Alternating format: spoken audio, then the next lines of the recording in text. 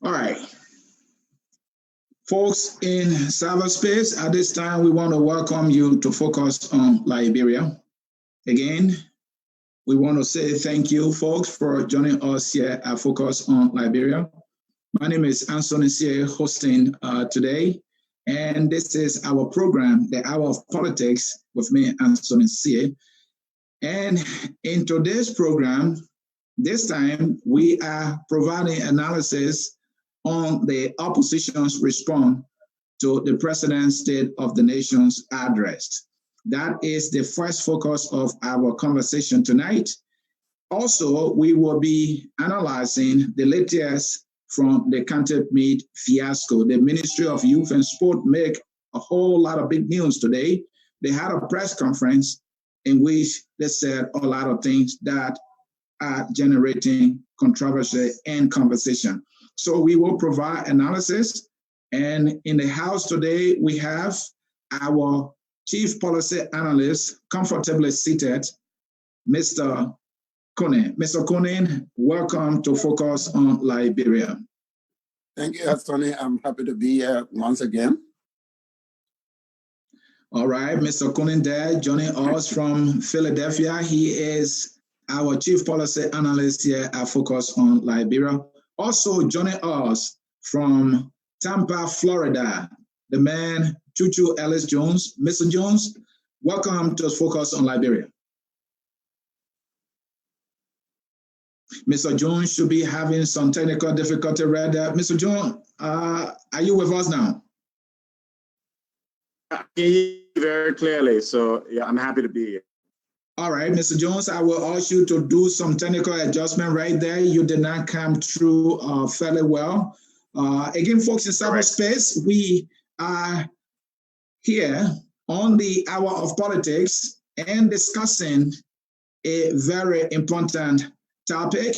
And we are looking at the response of the opposition to the President's State of the Nation's address. The opposition came out to this swinging, going at everything the president said.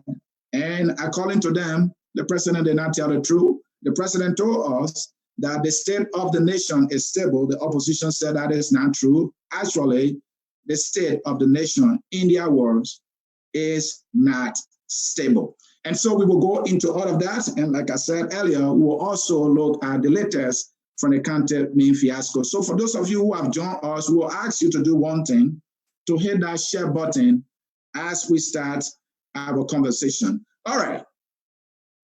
To you, our chief analyst, I'm sure you have had the time to listen to the opposition. They came out swinging against the President's State of the Nation's address. What is your impression?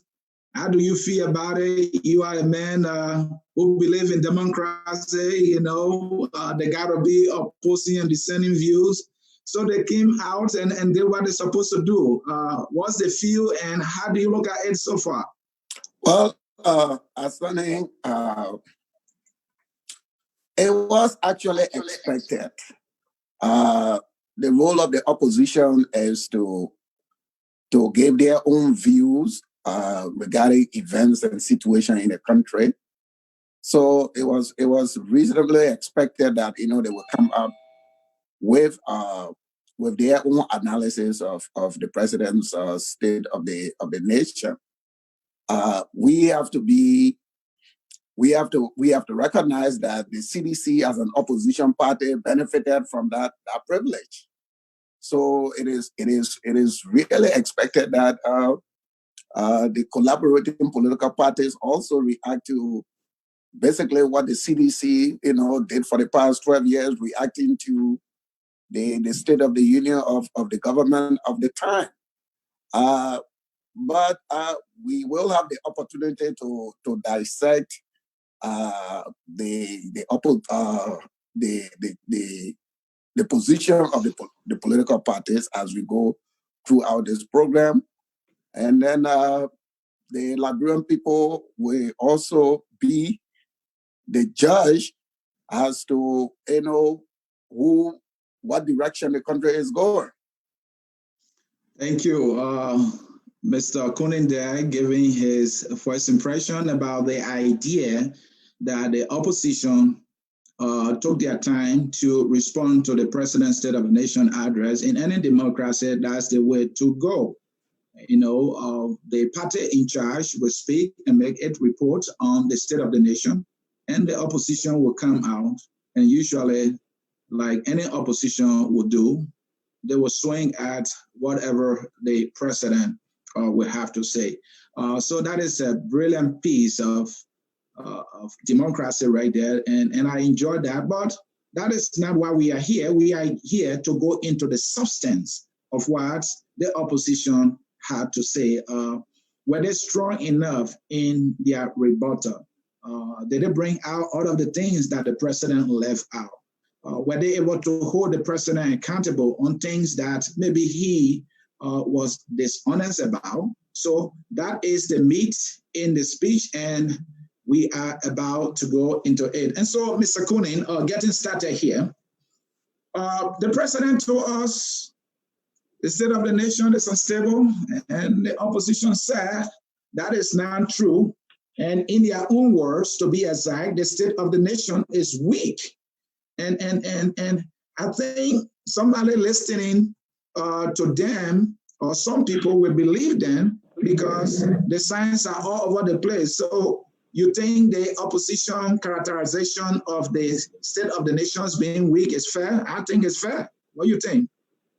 Well, I slightly disagree. Again, we have to have the ability to distinguish between challenges that a nation faces and instability, because we know what political instability is.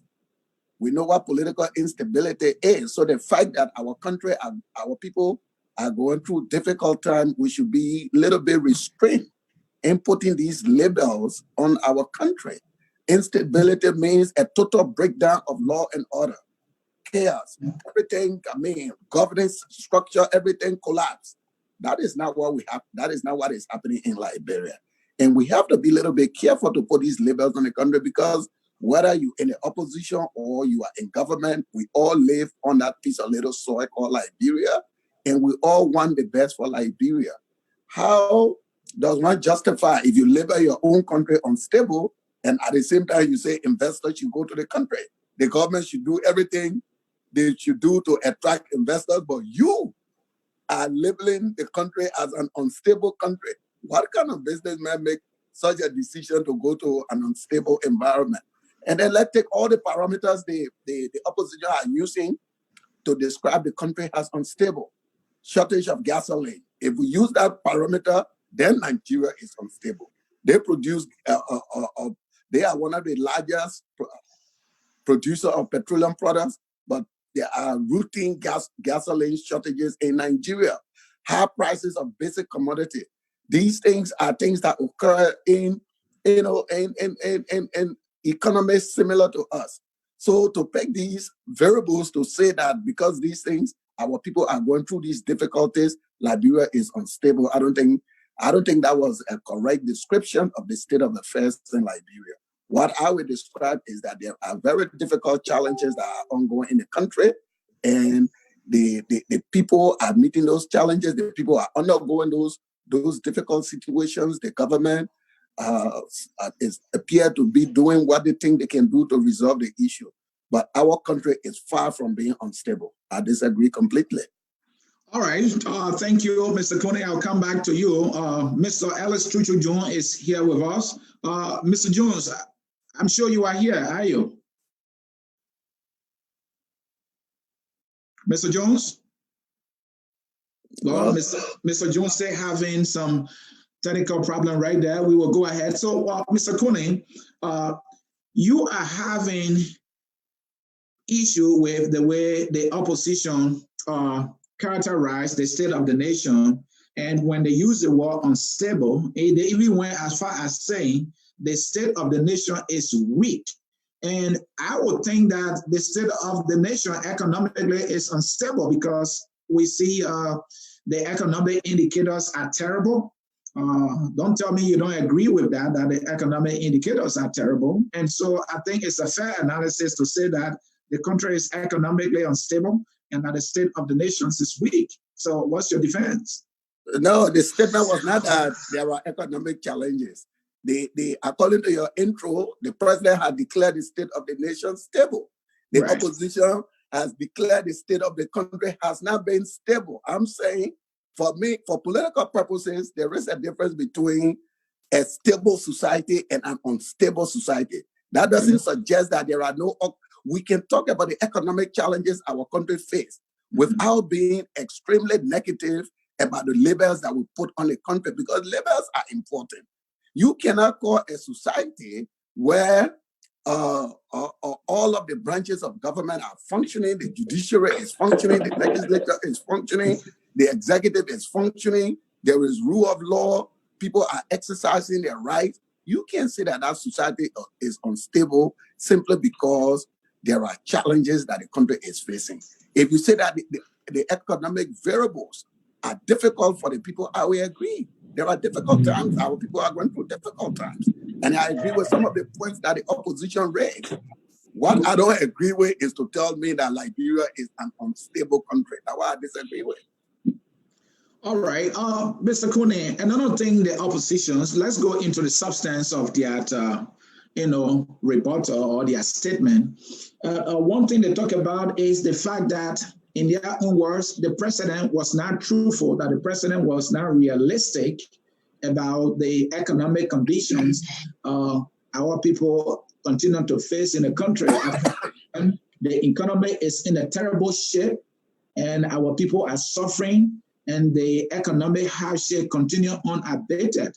I would think that is true. What do you think? But I didn't read anywhere in the president's speech where he's celebrating that Liberians are jubilating, or there is a paradise in our country. I didn't see that in the president's speech either. I think the president himself recognized the challenges that the country is facing, and on the basis of those challenges, the president proceeded to provide a roadmap to address those challenges. So I don't see anywhere where someone has painted a rosy picture of the country. The president, like the opposition, also recognized that things are not going right in the country. It's because of that recognition that you see the set of proposals, from the creation of the economic zones to proposals like creating youth employment, to policy prescription for making macroeconomic policy decisions, like making the national bank more independent. All of these things are put in place to respond to challenges. So no one is saying that Liberia has no challenges, or that there is all jolly in Liberia. No, we all recognize the challenges that are going forward. I think the discussion that we're supposed to be having here is to discuss what the president has proposed and what the opposition is proposing, and see which one bring a benefit for the people. Thank you, Mr. Conan. There, a chief policy analyst here focused on Liberia. You are watching the Hour of Politics with me, Anthony Sia, on this network, focused on Liberia. Let's see if we have our man, Chuchu Ellis Jones, on the line. Mr. Jones, are you here? Yeah, I can hear you. Can you hear me?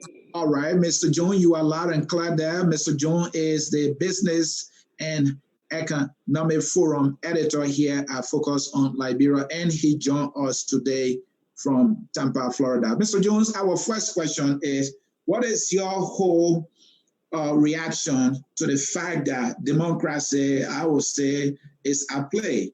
The president made a statement, and the opposition came and get a rebuttal, and I think that is good. And then we also want to know, what is your overall assessment of the opposition statement? Was their statement strong enough? Was it weak enough? Were they on message? So let's hear from you. Well, first of all, thank you very much for such a crucial show, and I'll be happy to weigh in from my expertise. So I'm not a political analyst, and I know very little about politics or choose to be involved in Liberian politics. But if you ask me, democracy is not going and giving a speech and somebody else coming in to rebuttal what was said. I don't know any democracy, modern democracy, or Asian democracy that is based on that can be defined by that particular picture, because somebody can give a speech and because we're not taking calluses at each other, so that means we have democracy. Democracy is much more than that. Democracy is the ability for people in the country, or majority of the people, to be able to choose whatever they choose in terms of what their livelihood, their happiness, what kind of life they live. So when we just assert that because we now have war, or because we can freely express ourselves, if we choose that as the definition of democracy, then it's laughable. When half of the people in the country do not, what I would say 60, 70% in Liberia do not have access to water, do not have access to a future, do not have, children don't have education, people are voting is a complete a fraud, people buying elections. So I don't see that as democracy. I'm sorry, but I think it's not near anything that anybody will equate that from the opposition side and from the current government side. Now, you can have a government.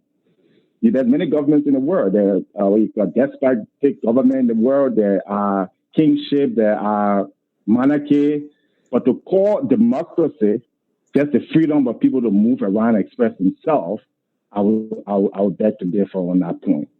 So I won't wade too much in where I know has become a very popular word in Liberia, optic, But what I would say is that it's very disappointing to any Liberian who lives in Liberia and who is looking for hope. What's happening now is basically a show, a circuit. That's what it is. That because people have to come once a year and make their speech, and then they have to respond to it as they do in the U.S. So it's just it's a play that's going on.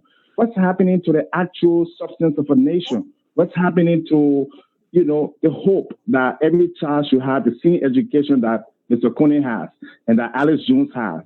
Every merchant should have the same access to go to a bank if they are responsible that McGill or Sam Jackson or Alice Jones have. What happened to that kind of democracy? That whether I have money or not, I'm a good person, I live in some town, and I have moral rectitude that I can go out there and people can see me. What happened to that democracy? Mr. Jones, our focus here is on the opposition. We're looking at the substance of their rebuttal to the President's State of the Nation address. So I want you to focus your analysis on that. Well, I mean, these are all educated, crafty politicians. So obviously, I wouldn't expect anything different. They put most of the time into, their parents of delivery and things like that. So yeah, excellent. Cummings gave a very good speech. I wouldn't expect it to be any less. Weah also gave an excellent good speech. They both were well written. They were delivered to appeal to a certain base, and one was to reassure the people of Liberia that things are good and things will get better in 2-3 years from now. So you know what? Keep living your poor life. And the other one was saying everything is wrong with the country, and so let's hold on for dear Lord. So they did a good job, each of them, excellent job. But that's what politicians do. Now, did they go into the substance of what's working and what's not working in Liberia in terms of how we can change it? No, none of them did that. All right, thank you. Ellis Chuchun used that, giving a first reaction to what the opposition had to deliver against the President's State of the Nation address. Let's come to you, Mr. Kone, our analyst here. And the opposition went after the president or the government on the issue of governance. And in their words, the president was not truthful and that he told a lot of lies. And they said at some point the president talked about people not being arrested, and they said that was a lie. The president was not telling the truth. So they kind of held him accountable there. They were able to point out that the government arrested about 26 protesters at some point, and the Kingsville shooting we talked about that led to the death of one young man. I know we talked about that yesterday. And they talk about the president making 92 promises, and of the 92 promises he made for the past 2 years now, he has only been able to fulfill one. I think they went after the president right there. What do you think? Well, look, with regard to this issue of the president lied, the president didn't lie, the president provided false information and all of that, again, I go back to the statement that was made yesterday. We have to look at issues in context. And if you take the president's statement out of context, you can reach any conclusion that you want to reach. I believe that when the president was speaking about people not being killed, I think the president was speaking within the context of politically motivated murders. Murder, people being killed because of their political view, political dissidents being killed.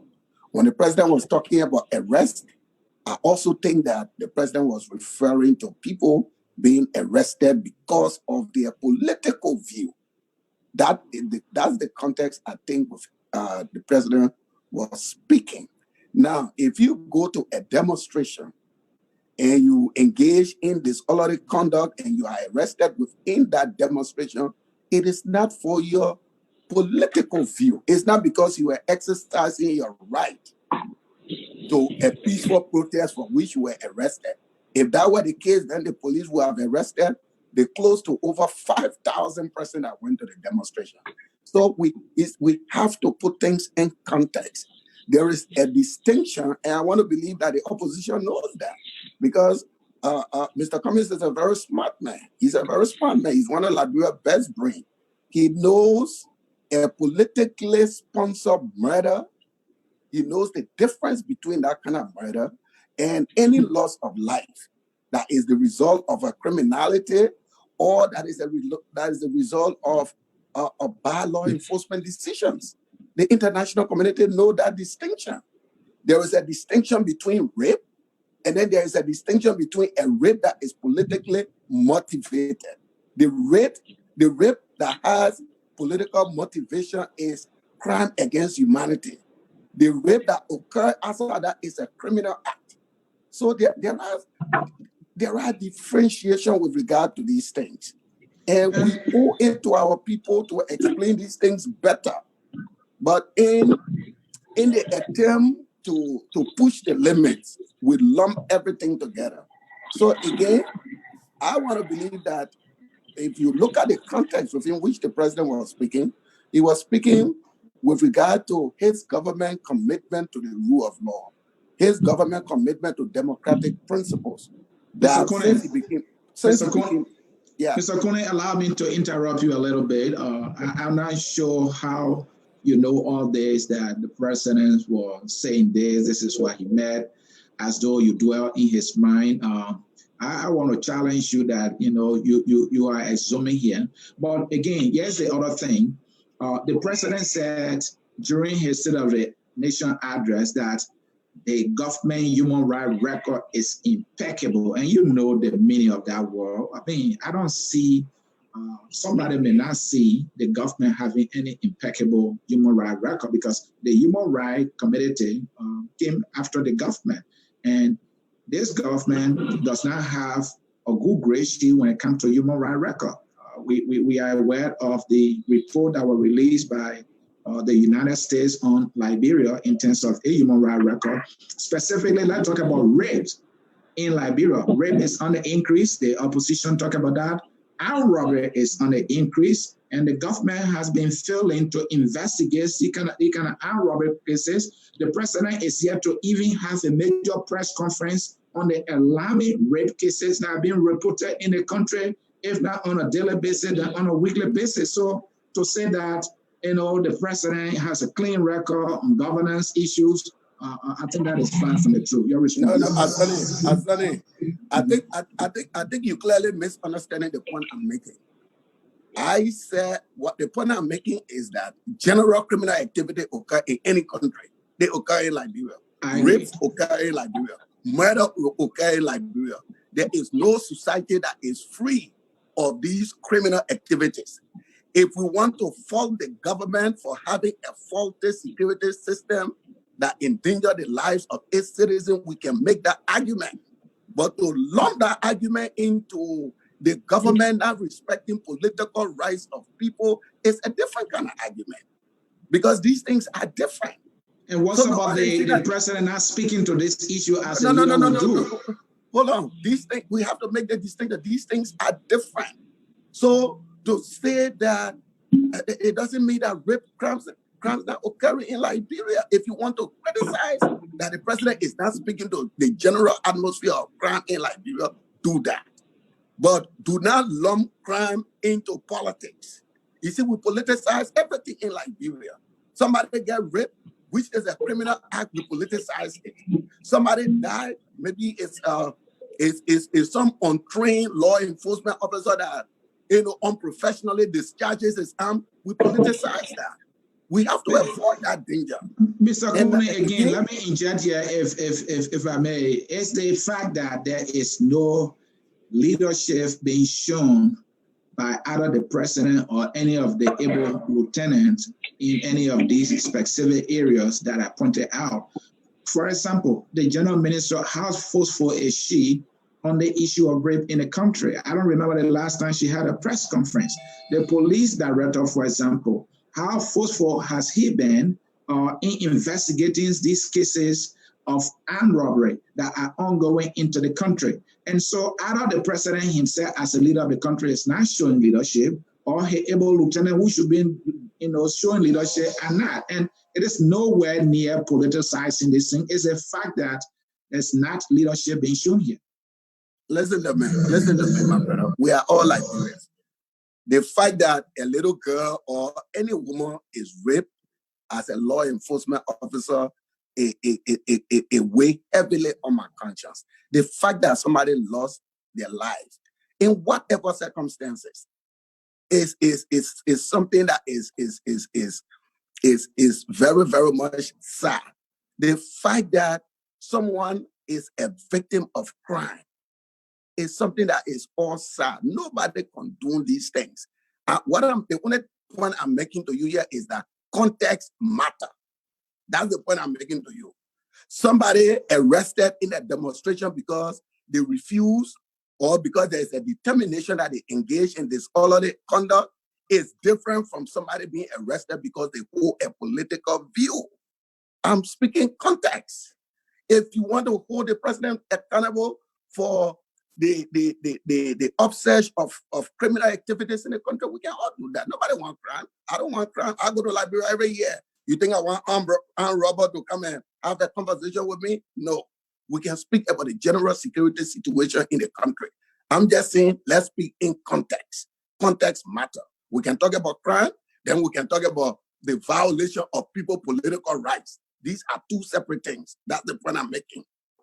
And Mr. Kune, I agree with you, context matter, and it is within the same context I'm speaking that leadership is needed when it is needed. Mr. Ellis Chuchu Jones, you are the economic guy, so let me give you an economic question. The opposition bloc on the economy came after the president in a very, very serious way. They felt that the president was not honest in speaking to the realities, the economic realities on the ground. The president, according to them, did not talk about the prices of basic goods and services, transportation, the rise price, gasoline. I mean, they went all over to talk about unemployment. Unemployment is skyrocketing, and they said the only thing the government solution is to hire, people they consider as their partisans into government, but the government has not done anything major, to bring about youth employment. And that the only thing the government did was to employ about 15,000 by the government pronouncement. And then they went on to say that the civil servants are not taking paid. And so the country, Liberia, is like bankrupt because people will form long queues to get their own money from the bank. And the exchange rate has skyrocketed. And these are the kind of things they expected the president to have spoken to. And the president did not do that, and they came after him. You think they have a fair point there? Mr. Jones.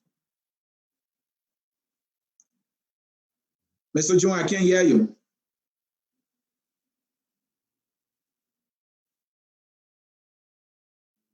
Mr. Jones, I can't say hear you. Hello? Yeah, now I can hear you. Go ahead. Okay. So I don't think it's a sorry, I could hear you. It's all, like I said, anything that George Weah does in his government, the opposition is going out, the opposition, because the one that they're going to criticize him.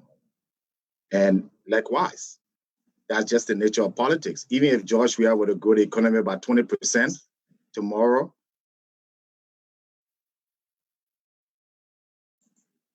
Mr. Jones, I can't hear you again. Mr. Jones, I'm not hearing you again. I'm not hearing you. Mr. Jones, I'm not hearing you. I can't hear you. All right, Mr. Jones, do some adjustment right there.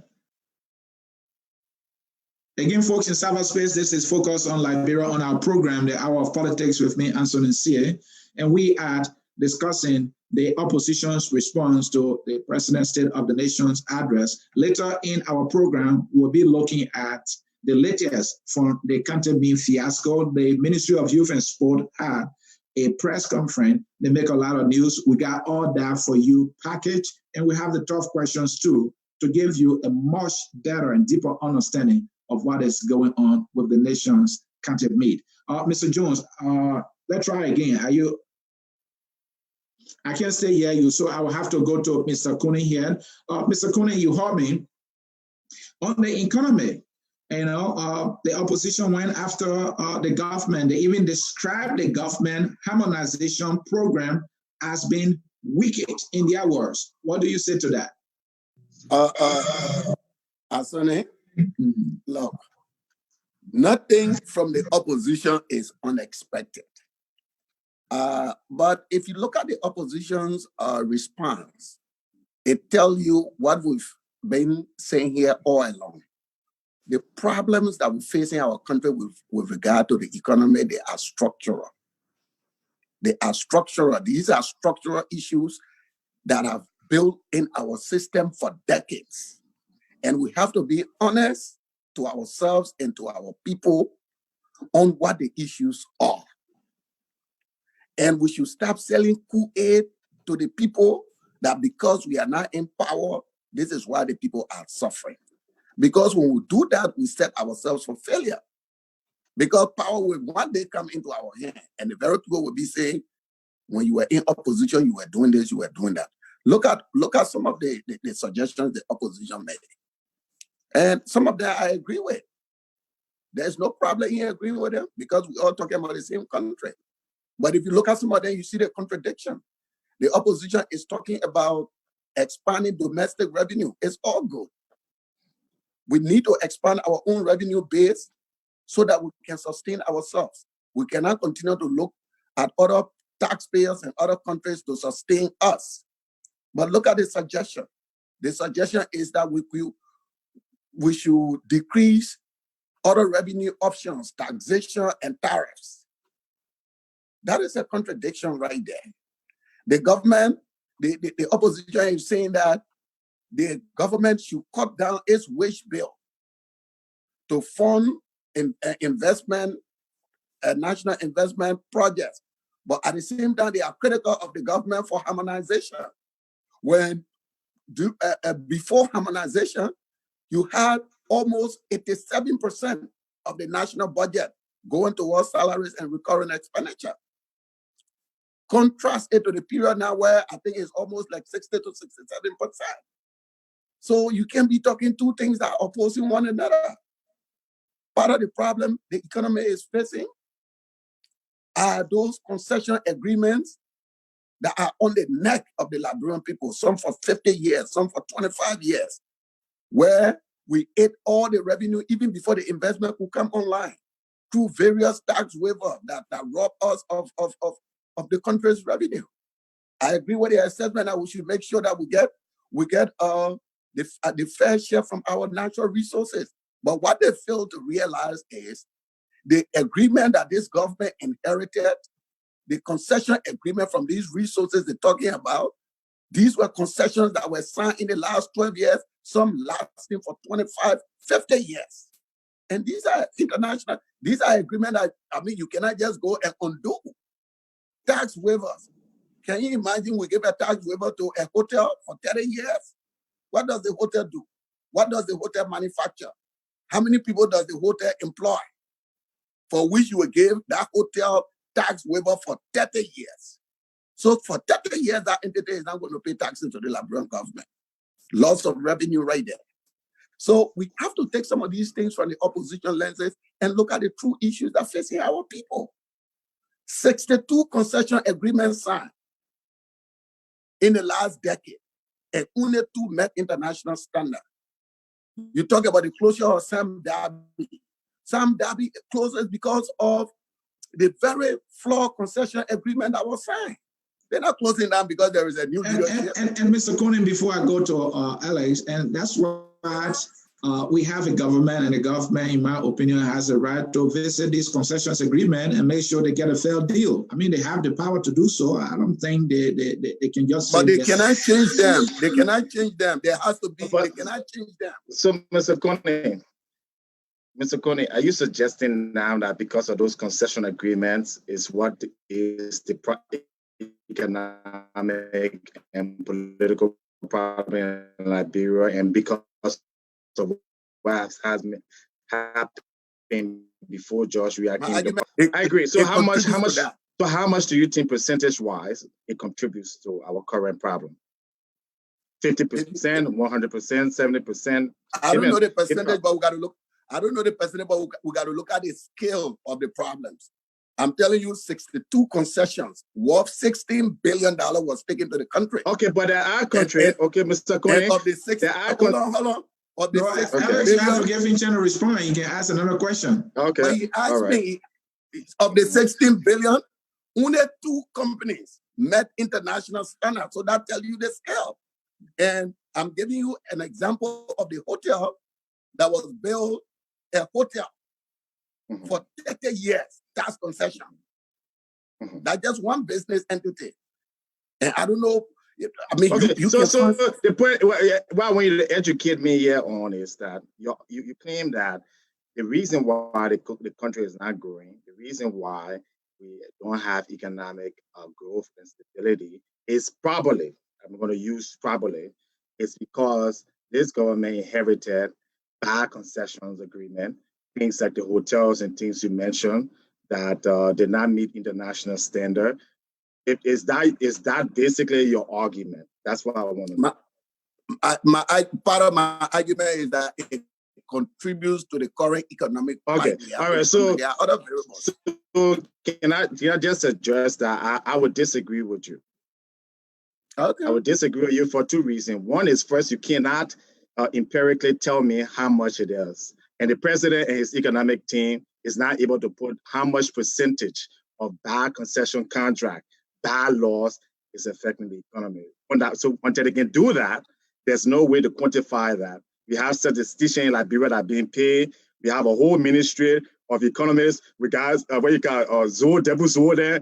We have a lot of economists who got Gompu. They then put together the amount of impact on past concessions. So until they can do that, they can talk about it. Now, the second place I disagree with you, there are countries, right, that don't have any concession agreements. Okay, Rwanda is one of those countries. They don't have any iron ore, they don't have any diamond. So are you saying that even if all the country or all the iron ore deals were bad, that still this government would not be able to perform and grow the economy to 3% because of concessions. Then what happened to those countries that don't have any concessions? All right. But you want me to answer that? Yes, please. You want me to? Yeah, Rwanda may not have extractive industries like you talk about, okay, but Rwanda has foreign. They have private investment that is in the Rwanda economy. So if you sign concession agreement that deprive the country of its legitimate revenue, if the agreement grant tax waiver and all kinds of exemptions to those investments, then those investments will not contribute to the revenue base of the country. It doesn't have to be iron ore and mining. It's not what we're talking about. We're talking about a full range of investment agreements that we sign. I'm saying they are just part of the problem. Okay, part of the problem. We should recognize that. No, I do not. Gentlemen, let me tell you why. Gentlemen, hold on, Alex. Hold on, Alex. You're taking this conversation to a whole nother level, which is economic. Well, we're discussing the speech. We're discussing the speech. And we're not discussing economic here mainly, but we are discussing, the president said the president economics. That's what I'm discussing, politics in the economics today.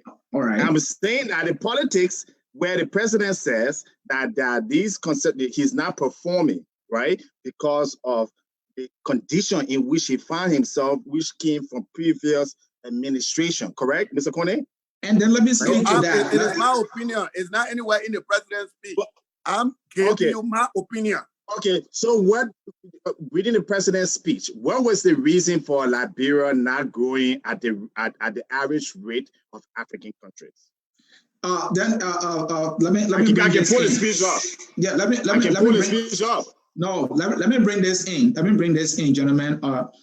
The president said that the reason why Liberia growth have slowed, and the opposition group used the word contracted. All right, the economy contracted during the time. The president, in his speech, said that the reason for that is because of geopolitical, economic issues that are going on around us and also in the world.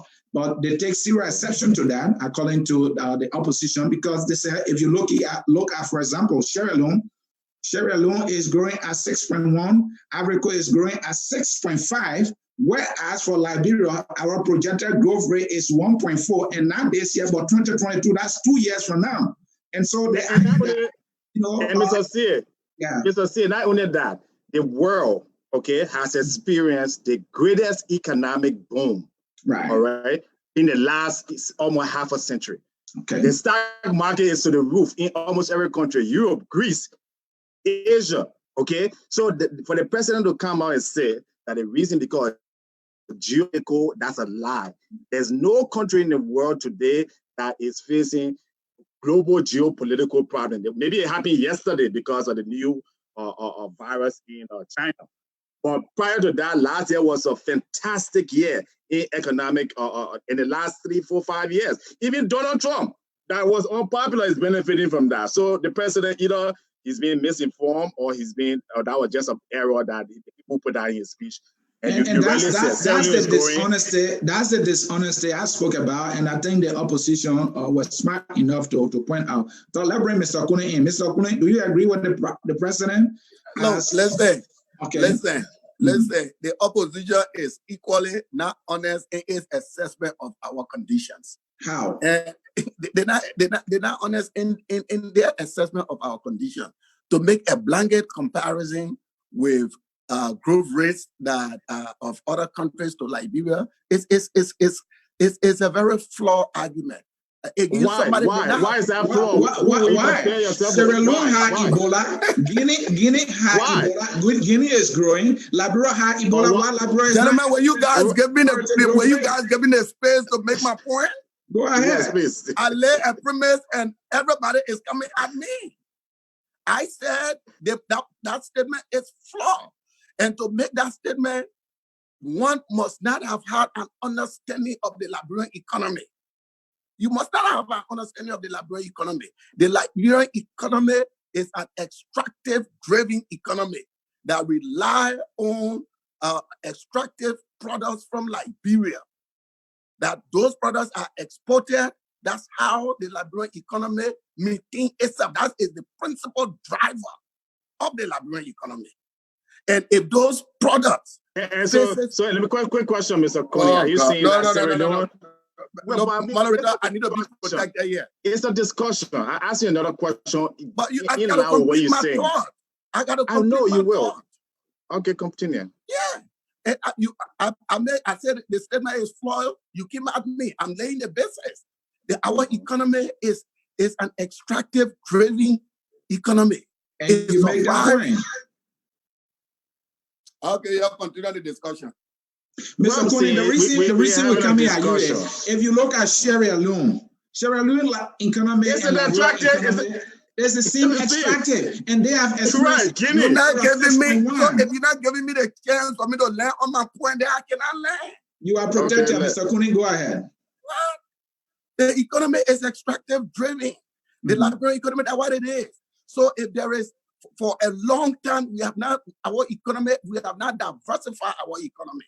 We depend on our extractive industries. So if there is a slump in the prices of those products, generally that slump will be felt at home. Look, to compare the Liberian economy, the growth rate of the Liberian economy to other countries, first of all,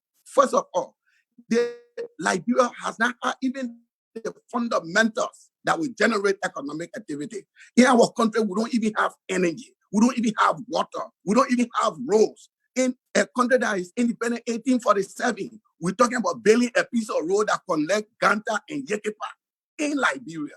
This is the country you have. To compare this country to a country like Ghana that have solved their basic infrastructure issues, where business activities can build to spur growth in their country, you just being ridiculous. Again, Mr. Coney, the opposition did not compare Liberia with Ghana. They did not. What they do? They compare Liberia with Ghana. No. Let me tell you a point. No, they did not. They did not. The point they made when they were going after the government, when the government... Mr. Asone, they did compare Liberia to Ghana, to Africa, to Guinea, and to Sierra Leone. And what I'm telling you is that these countries have met their basic fundamentals of infrastructure development. Sierra Leone as well? And we have not. As well? No, we have not. We have not. No, I'm talking about Sierra Leone. Has Sierra Leone met these basics you just talked about? Better infrastructure than Liberia, yes. Yes. Alex, what do you think? Absolutely. Liberia, first of okay. So when it says Sierra Leone does not even have, like I said, anything compared to Liberia. Liberia has way more. Liberia has gotten way more help. All right, in terms of resources. Okay, in terms of one of the things Sierra Leone has over Liberia that I would say, and again, if you go to my Facebook page, I did an analysis between Sierra Leone and Liberia recovery, and Sierra Leone at every point was higher. Again, like I said, we have to be very careful because again, we hear these political rhetorics, and based on what side you are, it's the side you want to raise your voice to the rooftop. But facts are facts.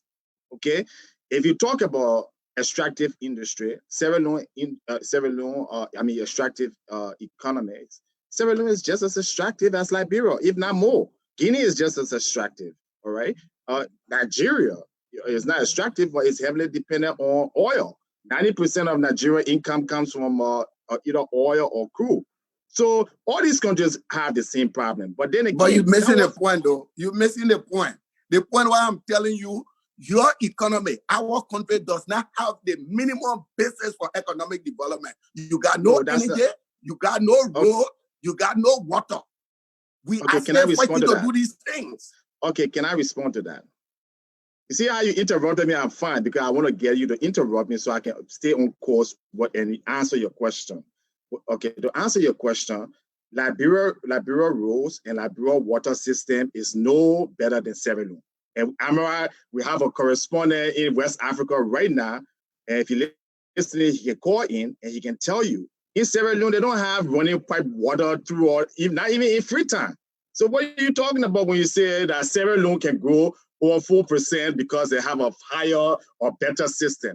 Growth is, in fact, it is a reason why Liberia should be growing at much higher rates because they don't have none of those things, not the opposite. So your argument is very contradictory because in economic models, countries that suffer disasters and all the infrastructure are broken down have a propensity to grow faster than those places that already have those things. So again, you're contradicting yourself.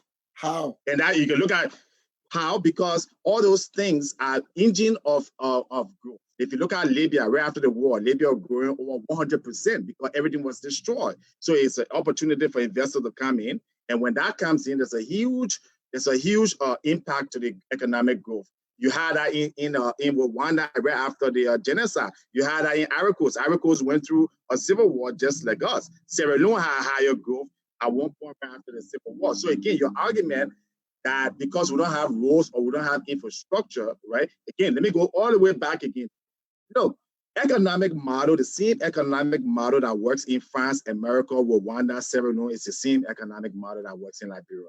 Just the way I have medicine, if you need to take, if you're sick and you got a headache and you need to take a Tylenol, not because you're in Liberia or you're in America, Tylenol will work the same way. So it's not an accident. The problem is the only thing that can grow an economy is good economic management.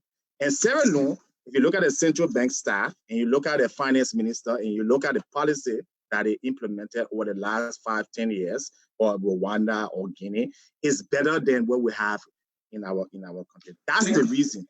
Because I have to require you to have all those things that you mentioned. And I agree with you. We had that opportunity. We lost it. And this is why after the war, 16 billion investment went to our country. Where can we point to? What did that investment do? So we are at this point where it looks like we are still recovering from war. We still have to get the economy into action. So yeah, but I'm coming at No, Alex, hold on. We got to conclude on this point and move to another. We still have to get the economy to. I agree. When the society breaks down, the society should rebound. We had that opportunity. That opportunity came with all of these investors, the waiver of our debt, everything that took place in the last decade. Unfortunately, we did not capitalize on that. So our economy remained where it is. We didn't do anything with the international goodwill and everything that came to the country. So we are where we are. You're talking about streamlining the national bank. Even the national bank was politicized. We are now taking steps to depoliticize the national bank. I would disagree with you. I would totally disagree with you. Mr. Cooney, gentlemen, we have to leave it there. Let's conclude on this point. And Mr. Cooney, I seriously disagree with you. Look, let's look at the case of Freetown, Sierra Leone, and Liberia. Pretty much, I would say 98%, the two countries are the same. Their economic infrastructure are nowhere to be described as acceptable, but Sierra Leone is growing at 6.1%. You were talking about, in Liberia, we don't have the infrastructure, the basic infrastructure that will lead to economic growth. Sierra Leone, I can tell you, does not have it. Like Sierra Leone or Liberia, Sierra Leone also experienced war. Sierra Leone also experienced the Ebola. Liberia experienced the Ebola. So how can Sierra Leone is experiencing 6.1% growth, and Liberia, I would say, is not experiencing any growth as we speak, because the projection says that 1.4 in 2000. Mr. C, don't even go to Sierra Leone. Don't even go to Sierra Leone. Look at Congo. Congo has one of the worst civil war in the world. Probably still going on. Yeah. Congo is going at 5.8%. They are experiencing growth. And let me conclude. So 5.82% growth. Congo. Yeah. And experiencing these growth rates, the reason Sierra Leone experiencing this growth rate as well as they have better managers. They have better managers, and they are fighting corruption in a most robust than our program, the Hour of Politics with me, Anthony Sieh. Our chief policy analyst, Mr. Weah is in the house, our business and economic Forum editor Alice Chuchu June is also in the house. And you can see this is what we do. We go ahead and we don't hold back. Gentlemen, let me bring you to the issue of corruption. The opposition went after the president, and they said that the president did not talk anything substantive about the fight against corruption. We are all students for history. We know corruption is a vampire, in the words of Ellen Johnson Sirleaf. And we know that because we've lived it, we've seen it. We see how it has destroyed and decimated not only our people, but our economy. But the president was like playing a lip service when it came to the issue of corruption in his speech. So the opposition went after him and they used very harsh words. And let me read some of those words for you, Mr. Jones. The opposition said the president is reckless in spending money. And one example they gave is the using of private jet. They think that is reckless. They said the president is not fighting corruption enough. He and his government officials are corrupt. And they said even there is rampant corruption going on into the country. And they talk about the asset recovery team. They have not recovered a dime. But unlike Liberia, Sierra Leone has recovered around 15 billion leone. Don't wonder why we are in trouble. So you go first, Mr. Kone. How is the opposition bloc wrong for going to the president here? You know, the thing is, every Liberian politician, when they in opposition, they have all the magic to fighting corruption until they get in power. We can say the same thing about the CDC. The CDC was very critical of Madam Sirleaf for corruption, but this is the story we're talking about today. The CDC record on corruption is no different from what we've experienced throughout the history of that country. Corruption seems to be one thing that unites all of our leaders. Maybe it appears that this is the only variable that they cannot disagree on. During the administration of Madam Sirleaf, we advocated that if a head of an agency was held responsible as a result of a scientific audit, that head should be suspended until all issues regarding the audit can be resolved. That was not done then. It is not being done now. It makes no sense for us to have all these integrity institutions when we are not going by what they are doing. So there are a lot of audit reports. Nobody is taking no action. The same way those audit reports last 12 years ago, they are piling up again. So that is the problem that we all have. The sad thing is, we only know it when we're in the opposition, and then when we get in the government, you know, we forget about all the things we say about corruption. And it's very sad for the country because corruption is a serious diversion of national resources. It takes away our investment in education. It takes away our investment in health. It takes away our investment in anything that we're supposed to do for the rest of the country. So I don't know what's going to break that. I hear say they're trying now to create, give the large prosecutorial power. But what would be the use of that, even if we're not using that? There are other reports that are all over the place that nobody is paying attention to. And until we can begin to act seriously on these audit reports, until we can begin to hold people accountable, this problem of corruption will continue to remain. I tell some of my friends in Liberia, set it down, I go to work richer and come back home broke. Because I'm going to work, I got only $5 in my pocket.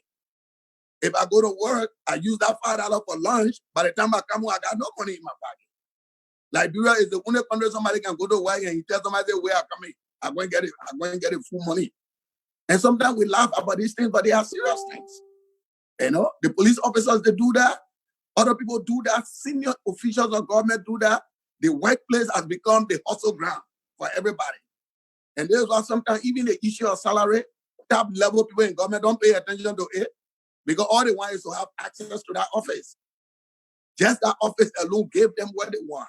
So I think we have to, on that point, you know, the opposition is making a serious point, but the only regrettable thing is, my experience is, by the time they get to power, it look like, you know, they look too different from the opposition that were making the same point. And that's the case we have with the CDC right now. Thank you, Mr. Cooney. And Alex, you heard the opposition. They blew the alarm about government being rampant the corruption being rampant in the government, sorry. And this is not new. We heard this story before. The CDC made all this noise, and yet they are caught in the web of corruption. I will have to agree with the statement on that one, that all the political parties do the same thing. And that's why, like I said, I detest politics, especially African politics. But because look in the political parties today, they're corrupt. Corruption is not stealing money. Corruption is not just taking bribes. Corruption is when you use any influence, all right, any public or influence or organizational influence to benefit. So let me give you the situation. Ben Ayure is the head of his political party. His daughter becomes the Senate bearer or becomes the one selected to run in an election, where other people would have been just as qualified, probably even more qualified. Yeah. Okay, that's corruption. That is corruption. I agree with you. I said you never had a transparent process. You never had an open process. So now you want to convince me, Mr. Cooney, and your political geniuses that that same kind of system would be able to run Liberia in an uncorrupt way. I don't agree with it. Let's go to ANC. All right. Alexander Cummings is the one who runs ANC. He's the richest man, probably, or second or third richest man in Liberia, where he uses his influence and his money. He never criticized Ellie Johnson-Sirleaf for all the corruption that she did. In fact, he got an award for Ellie Johnson-Sirleaf. So, what now? The same thing like what we're talking about, all these things that exist in Liberia, that he talked about today in his speech, they all existed under Ellie Johnson-Sirleaf regime. Ellie Johnson-Sirleaf was one of the most traveled presidents in the world, okay? Which took a lot of money from the Liberian people. Ellie Johnson-Sirleaf government was nepotistic. Why did Cummings did not see it in his purview to come out the same way how he did this, if he really loved his country, and say, you know, I may not be running for office, but this is wrong. No, he did not say that because it was not convenient for him. So just what I'm saying is corruption is not just being in power and taking power today. Corruption is whenever you use an unfair or unfettered access to, what you call authority, whenever you misuse an authority, okay, or you get into authority through some non-transparent means. And all the political parties. Okay, let's look at the COP. How are board members or how are people selected on the COP? Do you think they have an open? This is an organization that claims to represent all the Liberian people, right?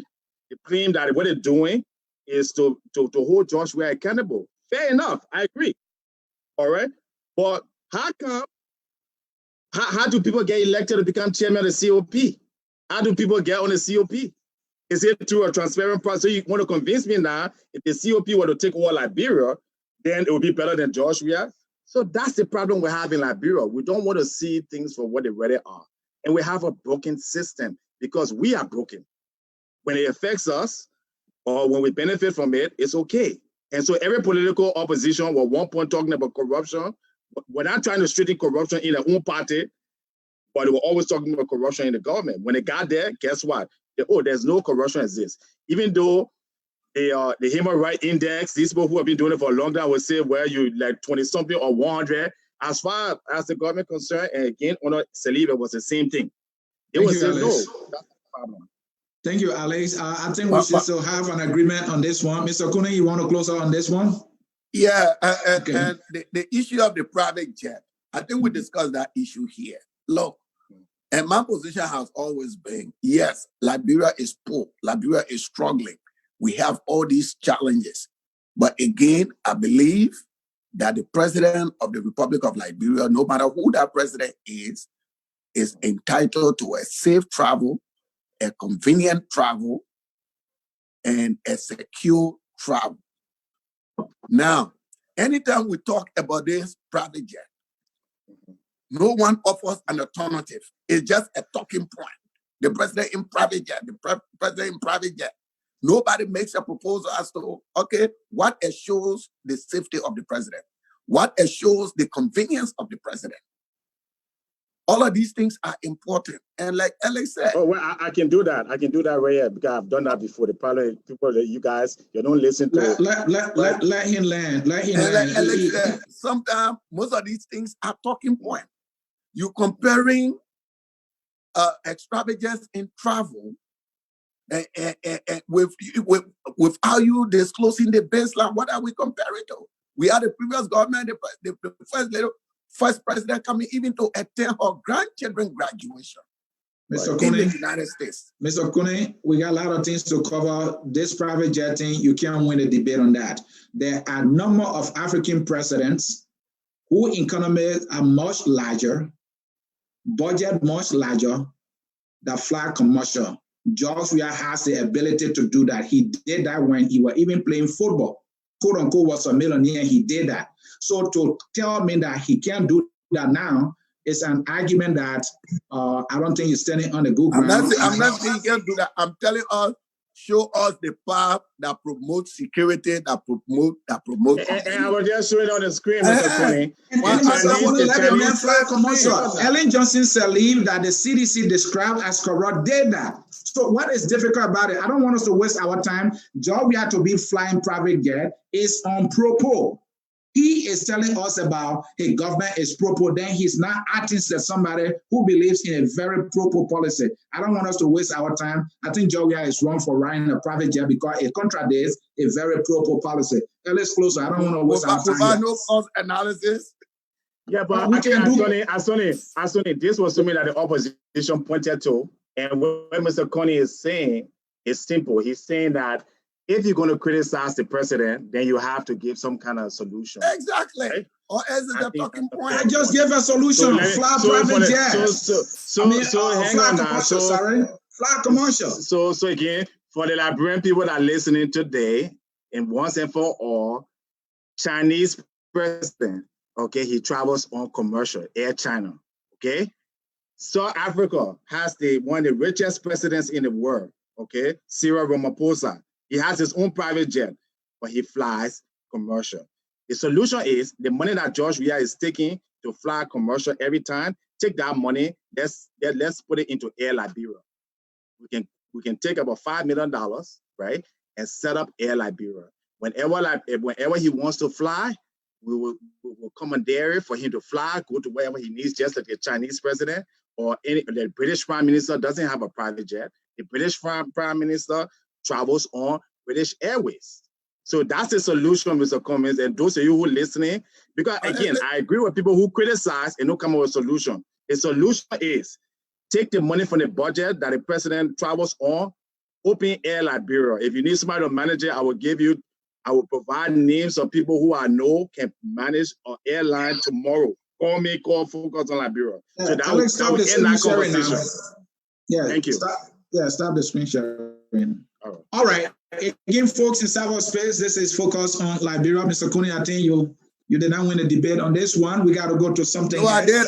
At least I forced a solution. At least you did not force a solution. I gave you a simple solution. Fly commercial. Ellen did it. The president of Tanzania is doing it.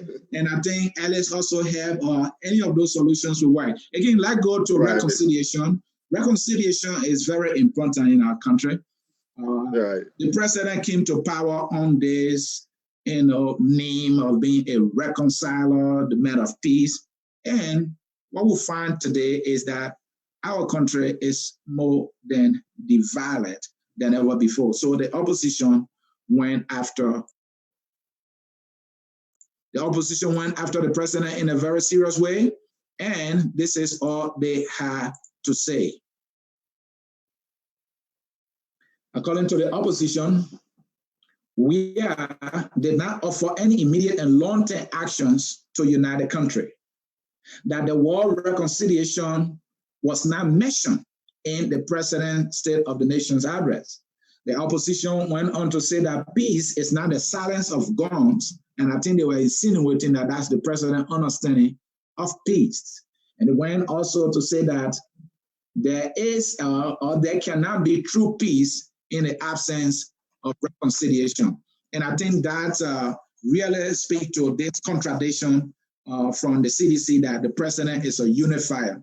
Mr. Cooney, you go first, and then Alex. That's total trash. The opposition talk total trash on that one. And we also go back to some of the points that the previous speaker here made. They got all these points during we had the Truth and Reconciliation Commission that did an autopsy of the Liberian crisis and came up with recommendations as to how to reconcile the country. And all of these people are making this noise. They sat down. They didn't open their mouth when even their individual of political choices openly violated those recommendations. And you got it standing to come talk about reconciliation. That's total trash. And sometimes the way they convey their message is the kind of condescension that I really don't like. Because you want the word reconciliation to be used, so you discount the use of the word peace. Reconciliation and peace, they achieve the same objectives. If I go to church and my pastor say, "Oh, I want peace among the parishioners," then I'm gonna say no. Saying you use reconciliation, saying no, going here. That's total rubbish, to be honest with you. That's one of the childish comments from the people. This is the president that goes about to, at every incident, he tries to bring people together, even people that insult him personally. He sit with them, to find common ground. Look at the thing we'll get into later on. Counted me, bringing the teams together to preach unity. The very element in the opposition politicized that event. What is the responsibility? You are jumping ahead, and I will fine you for doing that. Leave that alone. We'll get to that. Okay. What is the responsibility of the opposition? It is the opposition that lead all the incendiary languages in our country, agitating our people to the most extreme level. Don't they have any responsibility to reconcile the people? Why is everything in our country? Mr. Cooney, why is everything in our country the president? Mr. Cooney, was the CDC extreme at the time they were in opposition? To be honest with you, when the CDC were in opposition, I did not follow them closely because I was not following. I was running the National Diaspora Organization, so I didn't follow the CDC closely as to what some of their utterances were. To the extent that they said there was no reconciliation, to the extent that I knew of protests that they conducted. So I don't. Politically conscious Cooney will not pay attention for a period of time for in opposition. Hey, I'm not here to doubt you, but I the opposition. But you see, no, Asani, yes. You got this thing. I said the opposition is not serious in the criticism. I'm not saying they're extreme. I said they're not serious. Because they too have a responsibility to reconcile the country. But instead of doing that, they promote the use of incendiary languages that has the potential to create conflict in the country. Henry Costa, Yeke Koluba, all of these people on a daily basis releases inflammatory statements to the people, and the opposition remain quiet. Maybe they're using the CDC playbook. Okay, that was I said they're not honest on that, and I was one of the cheapest chat to talk. All right, thank you. Let's come to Alex. Alex, reconciliation, peace. The opposition said the president did not use the word. Cooney is saying they are bluffing, to paraphrase him, and that's complete trash. What do you say? Okay, first of all, let me say that, look, I don't think Josh Weah has done a lot to reconcile Liberia. I remember during the COP that he invited the COP members at one meeting, and the COP refused to go to that meeting. And I was very outraged because I was like, listen, the one thing you can do to a meeting is you can make your points, you can set your points forward. This ain't like the media. If you don't go to the media and promote your agenda, nobody's going to promote it for you. So when and that's, to me, is the immaturity of our quote unquote leaders, that they probably make decisions. We all know connection. We're all on advisement. They go and, I'm not going, or this person not going. So we have a very immature opposition in Liberia all along. So Josh Weah has, in my opinion, that I think if people were to make constructive suggestions or recommendations, okay, he would take it, because why? It benefits him. At the end of the day, when all the struggles that Ellen went on in Liberia, like Liberian honor took, who ended up getting the Nobel Peace Prize? Wasn't Liberia, was Ellen Johnson Sirleaf. So Liberian people suffer, right? And Ellen Johnson Sirleaf walk away with $1.5 million, and then the Mo Abraham thing, another $5 million. So our president is always looking for good advice, because at the end of the day, they will say this was George Weah administration. But I think in Liberia, good advice is very few and far in between. So you can hear people always criticizing, but it will never give us. And that's been the case. Alex, George Weah worked with Ellen Johnson Sirleaf. He was peace. Alex, you seem to be having some trouble there. Where the general poll said, I'll get to you. That said that he compromising and giving. The problem George Weah had is not that he can't unify or reconcile. The problem is he's like a football team that just don't have players. And because he's the coach or the ambassador or the manager of that team, any team in Europe, you put what you call FICI player on the English national team, they're not going to win. So it's not about reconciliation. Now, as far as Cummings or the opposition, they also do a lot to reconcile. I mean, I remember the Europe, I despise, but during the Ebola crisis, he did a lot. He reached out to the government. He was there on the ground, and so forth. Cummings is there. I'm sure if George Weah calls Cummings and said, look, what do you think we should do with the rates or something? And even rumor that George Weah asked Cummings to work in his government, Cummings turned it down. So again, these are people who love their country. I won't doubt it. These are people who, they want to see, they want to deliver, but it's like going to take a test you want to pass, but you're not prepared for. That's how Liberia politicians are. It's like they want so bad to do it, but they don't have the wherewithal to know what to do in order to achieve. Mr. Jones, I strongly disagree with you. Can I add? I will come. Hold on, Mr. Kone. I strongly disagree with you, Alex. Okay. To say that George Weah is a unifier, in practice, he's not. He lacks the ability to unify that country. What he has is, he has the likeness, the love that make people to gravitate to him. That's why George Weah has. That is not any quality of a unifier, because having those attributes and now being able to use them to your advantage to unify the country, that tells me George Weah is not a unifier. Let me give you some specifics. No, Alex, I allow you when you were speaking. I was patient enough. Okay. There are a lot of things that I disagree with. You are saying that George Weah helped to unify. George Weah was appointed by Ellen Johnson Sirleaf. Mm-hmm. And he was on this commission on reconciliation. That office was elected $500,000 along with Lema Bowie. What did George Weah do? I don't remember George Weah going anywhere to unify the Liberian people. So that's one point. So to say George Weah is a unifier, that is Mr. Moderator. I disagree. Mr. Kone, please wait. George Weah's own party is as devalued as somebody cutting an apple into pieces and not finding the top piece.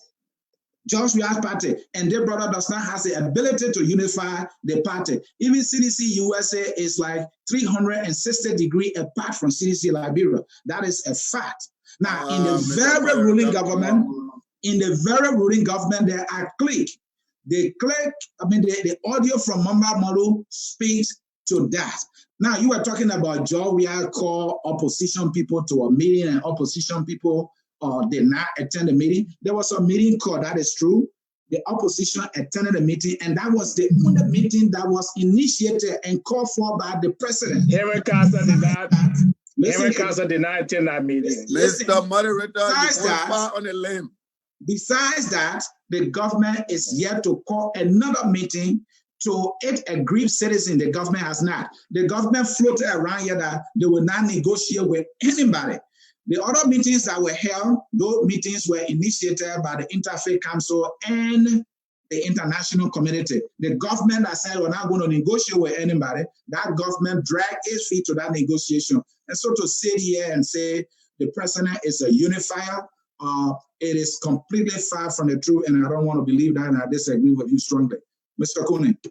Mr. Moderator, you've gone far off the reservation. Well, you disagree with my point. I think I should have a rebuttal to what you just said. You have your time. Let Mr. Cooney speak. Mr. Moderator, you've gone far. At point you disagree when you say I was wrong. So how is the Cooney will defend my okay, let me yield my turn to Alex, and I will come after Alex. All right, Alex, you can go ahead and rebut. Get your cover. All right. When I mean somebody is a unifier, right? I do not mean that in every step of their life, everything they did unify people. If that's the benchmark, I don't think even Jesus Christ would be considered a unifier. Because you don't want to bring that Jesus Christ in here. Hey, listen to me. What I'm saying, at every stage of their life, everything they've done, would be a symbol of unification. But the point I'm trying to Alex, you need to make some adjustment there. Maybe Mr. Cooney should come and help you out here, because I think I'm nailing you guys on this one. Mr. Cooney, go ahead. Mr. Moderator, I think like I said, you've gone far off the reservation. Go ahead. George Weah is indeed a great unifier. George Weah contributed to the unification of our country, even when he was an ordinary citizen. And to the extent that the intelligentsia will not accept that, that's fine. But the ordinary people of Liberia knows that George Weah, even before he became president of Liberia, contributed to the unification of the country. George Weah was in the forefront of the disarmament exercise for youthful combatants in our country. The people remember that. Some politicians may not remember that today. Some politicians that were actively promoting the destruction of our country, they want for people to conveniently forget those. When we say George Weah is a unifier, none of the politicians standing today, none, had half of the political power that George Weah had in 2005. None. George Weah was leading in 2005 the most populous, ordinary grassroots Mr. Cooney, you told us that you were not paying attention when CDC were in opposition. No. You remember specific details? Mr. Moderator, don't cut me off. You went way off the reservation. I'm trying to bring you back. I'm bringing you back. So George Weah, he has selective memory. He can't come away. No politician, even as we speak today, had the kind of political following that George Weah had. In 2005, our country had the first multi-party elections. The speculation for that elections are all known. You know, there were people that said the young man may have won the election at that time. But in all of that, George Weah, because he wanted to unify the country, George Weah sided with the international community for peace to prevail in Liberia. He did not only recognize the government, to work with the government. The appointment of George Weah as peace ambassador, it was a move by the government to just tell the international community that Liberians are together. George Weah played that role. You can go on the pettiness of $500,000. George Weah accompanied the president of Liberia at every international forum that gave the country the legitimacy, that gave the country the appearance that Liberians were together. Today, it is the George Weah who is president today, and not a single person in the opposition that is willing to even be a janitor. All they want is to diminish, is to throw out vitriol rhetoric, to divide the people, and then stand and say, oh, George Weah dividing the country. I would disagree with that one. Mr. Cooney, let me fit there. We have another thing No. I want to bring you back on the reservation. You went too far. And you are going more than too far. You made your point, Mr. Cooney. You have to go. You started it. Well, is that correct when you say that no opposition joined George Weah? Because Henry Casa was a proponent of George Weah. And Sanvi was working with George Weah. Okay, so again, people joined him, and then they saw that, hey, I don't think this guy reflects what he says he was. So that's not true. People join Josh Weah. So Alex, are you agreeing with me now after you disagree with me? No, you're not agreeing with you. You went too far. We're not agreeing with you. Yeah, we're not agreeing with you on the point that Josh Weah or even the opposition in Liberia they're not unifiers. The problem isn't the fact that they don't want to unify the people. The fact is, apparently, they don't know how to use that in order to bring about development to Liberia. And that's the only problem I see with Josh Weah is that, it's not that he's not popular. It's not that he's not likable or that, he can go out there and put a crowd. But that's not going to help the economy.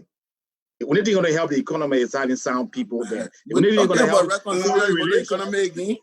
Gentlemen, can we go to something else, please? Relations. I know you're scared of economy, Mr. Coney. So foreign relations, for instance, you need foreign relations expert people like you that will be able to come to the diaspora and be able to articulate Josh Weah's case to the Liberian people, invite them, schedule meetings so that these people can become part of rebuilding the country. But instead, we got agitators like my man Virginia to all these people that everything Josh Weah says or does is good. And everything Henry Castle says or does is good. And then we got people like Henry Castle. You can't have a country like that. There's some good in every bad and some bad in everything. And that is a true statement. And Mr. Coney, I will give you the opportunity to close on this segment and we'll move to the next segment. Look, everybody that came close to Josh Weah at some point have to leave, because then they get to know the man's true character. And so for somebody to sit here and say Josh Weah is a unifier, I maintain my disagreement. What Josh Weah have had is this celebrity status that made people to gravitate to him over and over. He does not have the ability to lead as a leader, to unite the country. We are seeing it today. Liberia is more than divided, and I will end on that note. And Mr. Coney, you can close us, and then we. Let me close it because you continue to go very far from the reservation, and the fact that you say Josh Weah is not. This man led the largest opposition party in our country for 12 years. 12 years, he was the leader of that party. He held that party together. You say he doesn't have leadership. You're talking about the wrangling in the political party, and you're using that as a measure as to whether the leader can bring people together. People get dissatisfied in political party for different reasons. But the fact of the matter is the man held the code of that party for 12 years. 12 years in the opposition in Africa. He held it together. And he held it together until that party is today the ruling party. There are political wrangles in all political institutions. Look at the United Party. When you say that Ellie is not a unifier because they were wrangling United Party, that Vanishama could not see and Ellie couldn't see eye to eye. Wemo Pele and Ellie can see eye to eye. Ellie and Boyka don't see eye to eye. You see, this is the point that I make. The intelligentsia has a different level of rationalization for themselves. When they come to Josh Weah, they leave no room. Things that they do, that they accommodate, that they rationalize. When it comes to Josh Weah, no, we don't give him any room. So, I mean... Mr. Coney, I think you're putting eyes on the kid. I am speaking to the facts as they are. The fact that, anyway, I'll leave it there. We can... You got to leave it there. Let it fit there. You're part of that intelligentsia group, so you're part of that group. So please don't exclude yourself from it. Actually, you are the pinnacle of that group. All right, gentlemen, let's leave it right there. Again, folks in cyberspace, this is Focus on Liberia on our program, The Hour of Politics with me, Anson and Sie. This is what we do here. We disagree, and sometimes we agree on the issue, and then we move forward. Gentlemen, let's come to another segment. The opposition, I don't know if they talk about freedom of speech, freedom of the press, but I don't think the president touched on it. I think Mr. Coney might be thinking that he's strong on this one. I think the government have been muscling the press. Root FM has been shut down, maybe not one time, but 2 times. And as we speak, it's closed. And when a judge gave a ruling in favor of Root FM, that judge didn't have a job the very minute that judge made that decision. Patrick Hunter comes to mind also.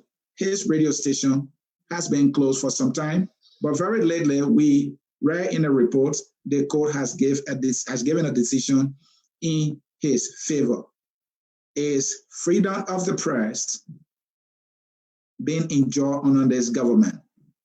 That will be for you, Mr. Coney, first. Absolutely.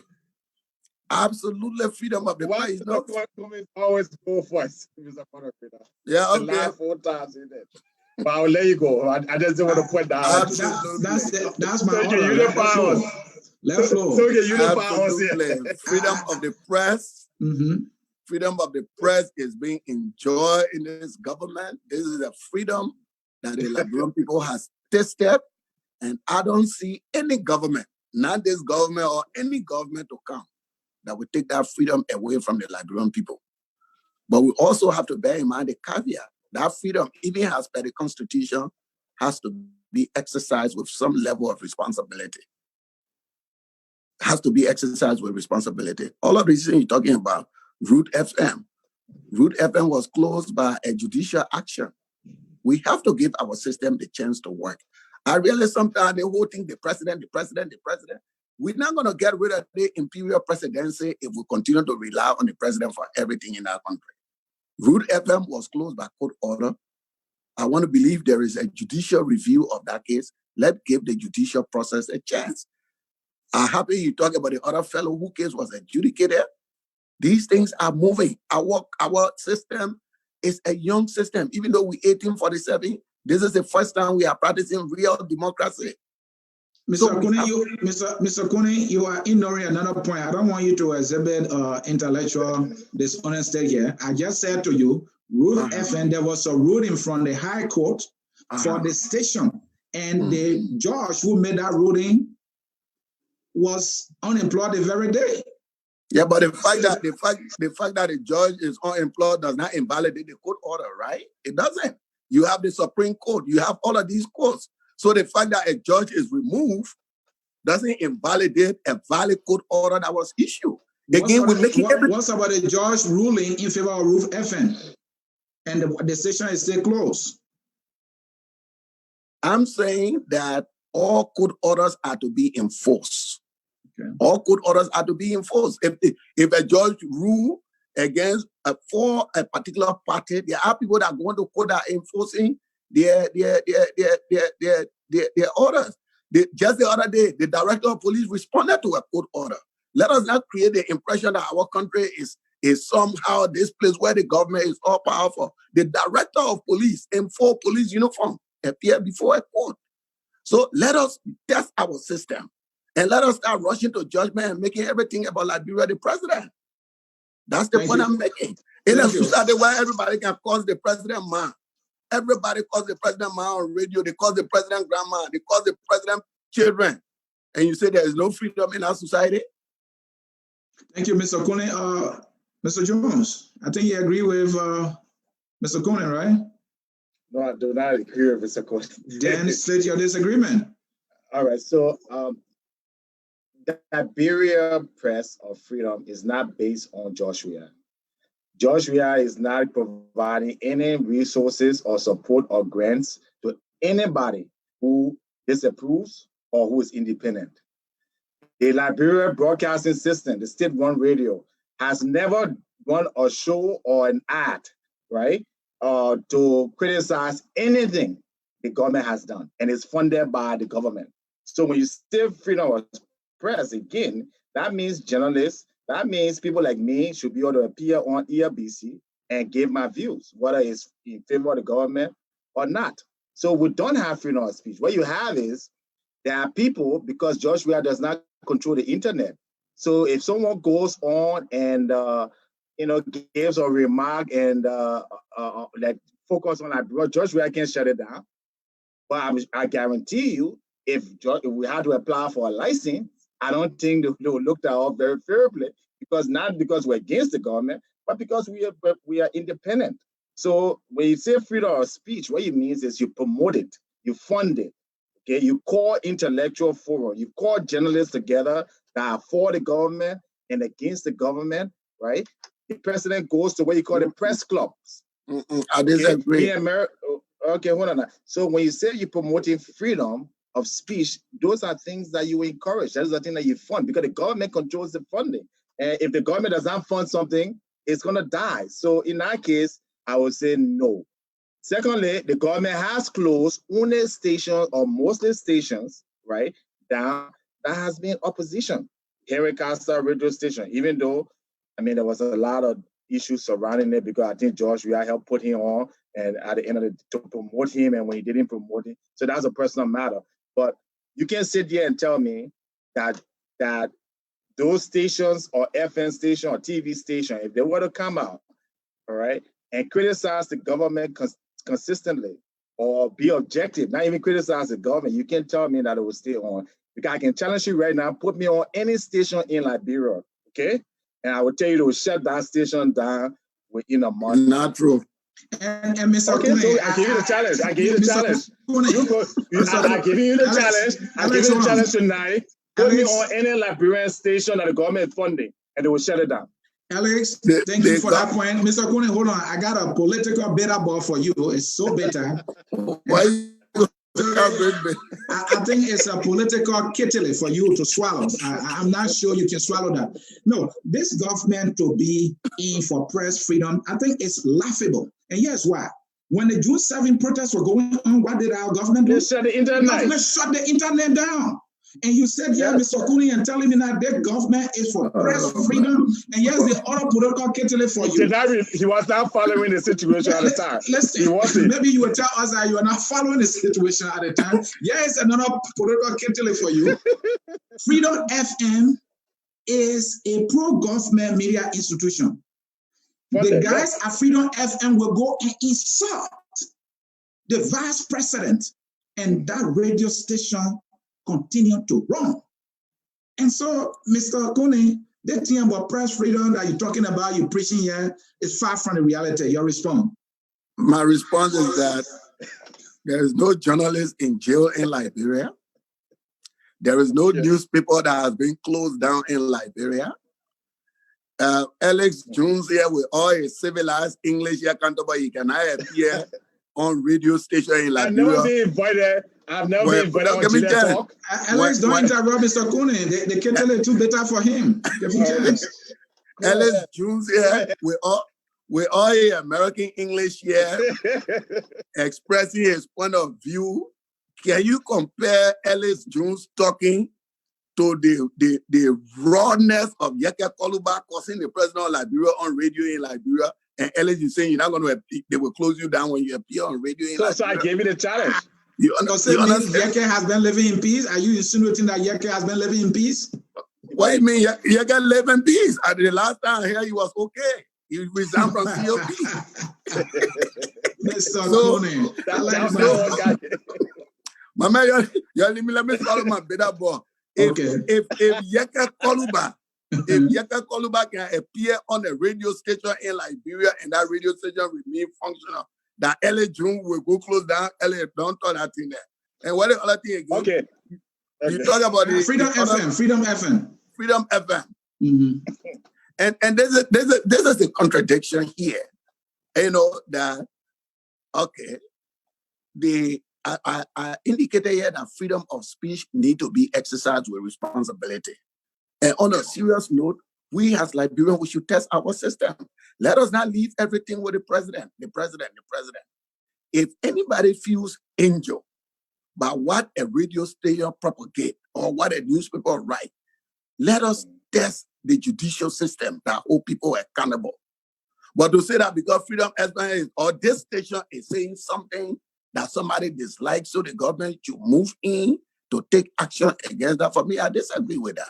And I don't believe in the judicial system at all. I recognize, but LA, we got to work in it to make it better. We can't say because we don't believe in it, so we resort to it. It doesn't work. It does not work. It does not work. So do we have a responsibility to make it work? We do. And this is where I think the government. The government and legislature has a responsibility. Then, when we say the government support press freedom, it means the government inviting journalists to seminar and other things like that. The fact is that the government gave the press the space for them to do what they have to do. And they are doing that. We have over 40 radio stations in Liberia. I don't think all the 40 radio stations are pro-government. You got almost close to maybe more than 20, 30 newspapers in the country. All of them are pro-government. All right. I wouldn't know about the Liberian News Agency. So there is avenue for people to express their views. All right, Mr. Conan, thank you. Let me fit right there. Alex, you got to make adjustment. Alex, Mr. Adjustment, you're too far off. Make adjustment. Okay. Only your hair showing, please. All right. Yeah, make a much better adjustment. Fine. Yeah. All right. Again, folks, in cyberspace, this is Focus on Liberia on our Juicy program, the Hour of Politics with me, Anthony Sia. Mr. Conan, the policy analyst of Focus on Liberia is here. The editor of the Business and Economic Forum of Focus on Liberia, Mr. Ellis Chichijun, is also here. And I'm your troublemaker, the guy who talk all the politics. Gentlemen, I think we need to move forward. Let's go to the county meet fiasco. Today, we got some update. The Ministry of Youth and Sport had a press conference, and the press statement was read by its minister, Zoga Weah, and they make a lot of news. And I tell you right now, many people are not happy, especially my people from Nima. They are not happy. My people from Nima are not happy. I am from Grand Crew, but I think I'm not happy too. Many people only looking at the Nima side. They're not looking at the Grand Crew side.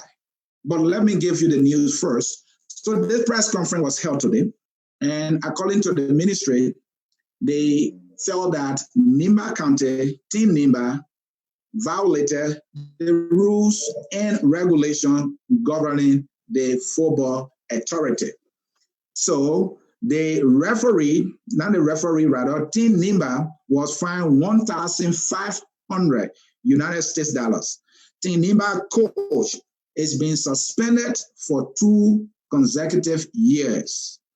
The manager of Tinimba is also suspended for 2 years, and the ministry declared Grand Crew as the winner of the football category of the county meet. And so Grand Crew is walking away with a controversial trophy. That is so sad. My first question to you all, gentlemen, what you make of all this? I'll ask the question because we can all agree one of the cardinal reasons why people or Liberia has been going on with this kind of meet is to also foster peace and unity. But in this case, I don't think we got united yet. Alex Jones, you go first this time. Thank you very much, Mr. C. Well, the first thing is I don't think the Ministry of Youth and Sports should be rendering any such judgment. It's a political organization. It's part of the government. So I do not believe in a sports county match or any kind of event of such magnitude to be operated by the government. It should be a private, or it should be foundation or association like you have the NFL or the NBA or something. And that way, whenever there's a decision that's made, then no one will see it as a political decision. So I couldn't tell you whether the decision was right or wrong, but the fact that it comes from the government, all right, and the government is political. Wherever party gets in the government is going to control that process. So again, it's like we want a place in Liberia, we're taking all the wrong rules and we want to achieve that, and that's the problem. So I'll stop. Thank you. Mr. Kone, what you make of all the Ellis said something, let me add it there as a banana for you.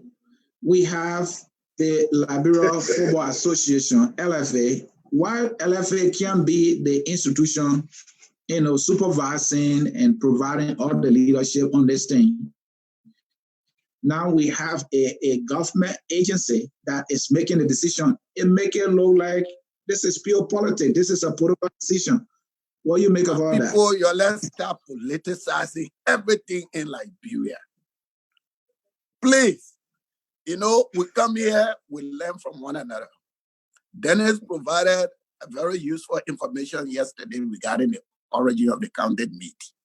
That the county meet was organized by the government, I think, in the 50s, and either is an act. I don't know whether it's a legislative act or not. I don't know. I didn't but that this county meet is a government-funded project owned by the government. It is not part of the FIFA activities. County meet is not recognized by FIFA. The only games that are recognized by FIFA are the games that are played under the banner of the LFA. Those are FIFA recognized games. So the county meet itself is part of the political process. This is why it is run by the Ministry of Youth and Sports. Okay. Having said that, I think what occurred during the county meet is what I've been saying all along. For some reason now, especially during this presidency, we see everything within the political lenses. There is a lot of entitlement that people have on different things. People seem to be entitled to different things. And so, in doing so, we sometimes run into problems that we shouldn't even run into. Yes, the game's supposed to bring people together, but the games are played within the confines of rules. And all of the participating team, I want to believe, are aware of those rules, and they agree to abide by those rules, as a basis for participation in the county meet. Now, again, let me declare here that I'm not familiar with the rules of the county meet. But if the decisions that the Ministry of Youth and Sport took is consistent with their rules, then I don't have a problem with that. Those decisions are reasonable decisions. I think they went through a thorough investigation, and as you can see, those decisions are targeted. Nobody is targeting the people of Nimba. I went on the Facebook and people writing all kind of rubbish. People say the people in Nimba hooligan. The decision is specifically focused. Maybe the team officials that are affected may have had a role in the team breaching this rule of working out. You and myself, there are certain things in football that no longer apply. The people don't have government boom. There's no government boom. There is no goalkeeper playing with the ball and defender and goalkeeper passing the ball to one another. A lot of things have changed. The striker on the team is the most protected player in the game now. A lot of things have changed. Much more about walking off the pitch in this day and age. So certain things we have to graduate from. I'm happy that the sanctions were targeted. They were not targeted against an entire county. They were targeted against specific individuals who may have played specific roles, regarding this incident. And I think it was fair and reasonable. We cannot continue to sustain this argument that we should do everything in our country and law shouldn't apply. You go in the street, people sell it in the street, you drive it in the street, the boulevard is taking over our marketeers. You can't apply the law because somebody will accuse you of taking somebody living from their mouth. So you go on the street that people you can even buy furniture on the street. We have to move our country from one level of disorganization to some higher level where we will do things in an organized manner. That's just my opinion. All right, gentlemen, let's do this. I have something for all of us to discuss, set of questions. Let me read them quickly and then we can go into them. So as I read them, pay attention and take note. Did the behavior of Team Nimba amount to any hooliganism as described by Minister Zoga Wilson? Are the fines and punishment against Team Nimba too harsh and unacceptable? Were the rules and regulations regarding punishment for violation followed fairly?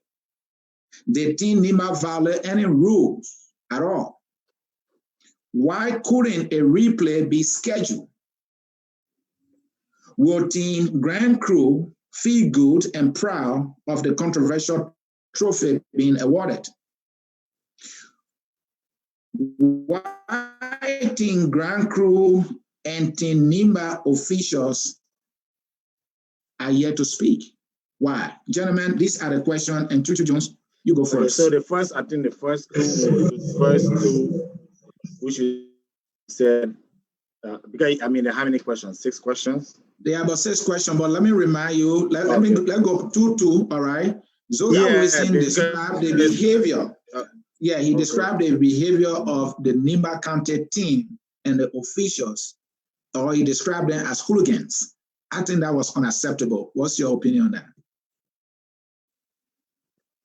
Yeah, I agree with you that you can pass a judgment, but I don't think when you say hooligans, it's not in the interest. It's not sports like the language will be too harsh and it's irresponsible. I think you can find someone. It's like a judge calling someone, who a judgment has been passed and call you, a fool.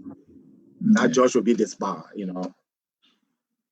Thank you. So I disagree that the worst. That was a very unacceptable language to describe them as hooligans or because they walk on the field. That is unacceptable, right. and he should be ashamed. That's how I do it here. He should be ashamed of himself for using such a language on people who, because they were aggrieved or dissatisfied, left the field. But Mr. Kone, let's hear from you. Was that? I watched the fraction of the game walking out. I saw the team walking out, and I think that there are a lot of words that were being used to describe that. I'm not sure whether hooliganism is the right word, but I think the walking out of the field was unsportsmanlike. I don't think it was in the spirit and the tradition of the game, but the term that was used, I don't know whether the minister had other fights besides walking out, whether the team officials and the players did any other thing that we're not aware of. But if the man walking off of the field is what he was describing, then I myself, I have, some reservation with that kind of description. Like I always say, I'm against all of these vitriol languages, incendiary languages that people are using in our country. It's not helping us to bring us together, It doesn't matter whether you're describing the opposition or you're describing the president. We all have to be respectful of other people and be careful of what we say. So I don't think that, again, maybe there are other information that are available to the minister that I don't know of. But to say that a team walk off the field in protest of whatever they perceive, to amount that to hooliganism, that's something that I don't share. Thank you, Mr. Kone. And let me bring you in, Mr. Jones.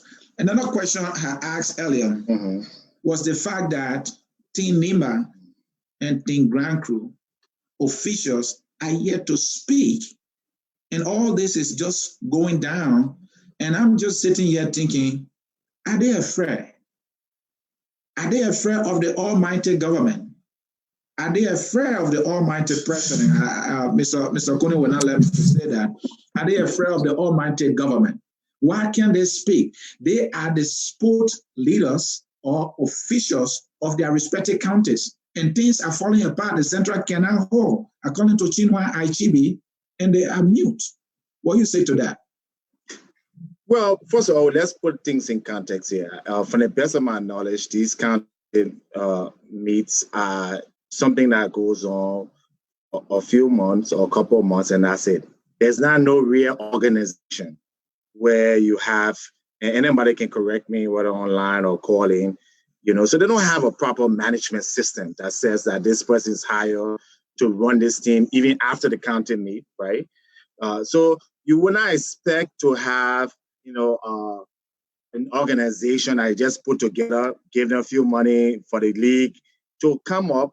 We have a press officer, right, to have the kind of structure. So again, if the Ministry of Youth and Sport wants to promote, these are that they have to look into. How do you structure it where each team will have a PFS, each team will have an office after the county meet to file grievances and so forth. So again, if you just, it's like hurry, bus traffic. If you just want to go and kick balls or you want to create an institution. So again, propose solution, get the county meet outside of the library or the Ministry of Youth and Sport. Let the grant said yesterday, The government wants to sponsor it. The government can give a grant every year. But then got people that Zoga, I mean, this Zoga Wilson or whoever, a lot of.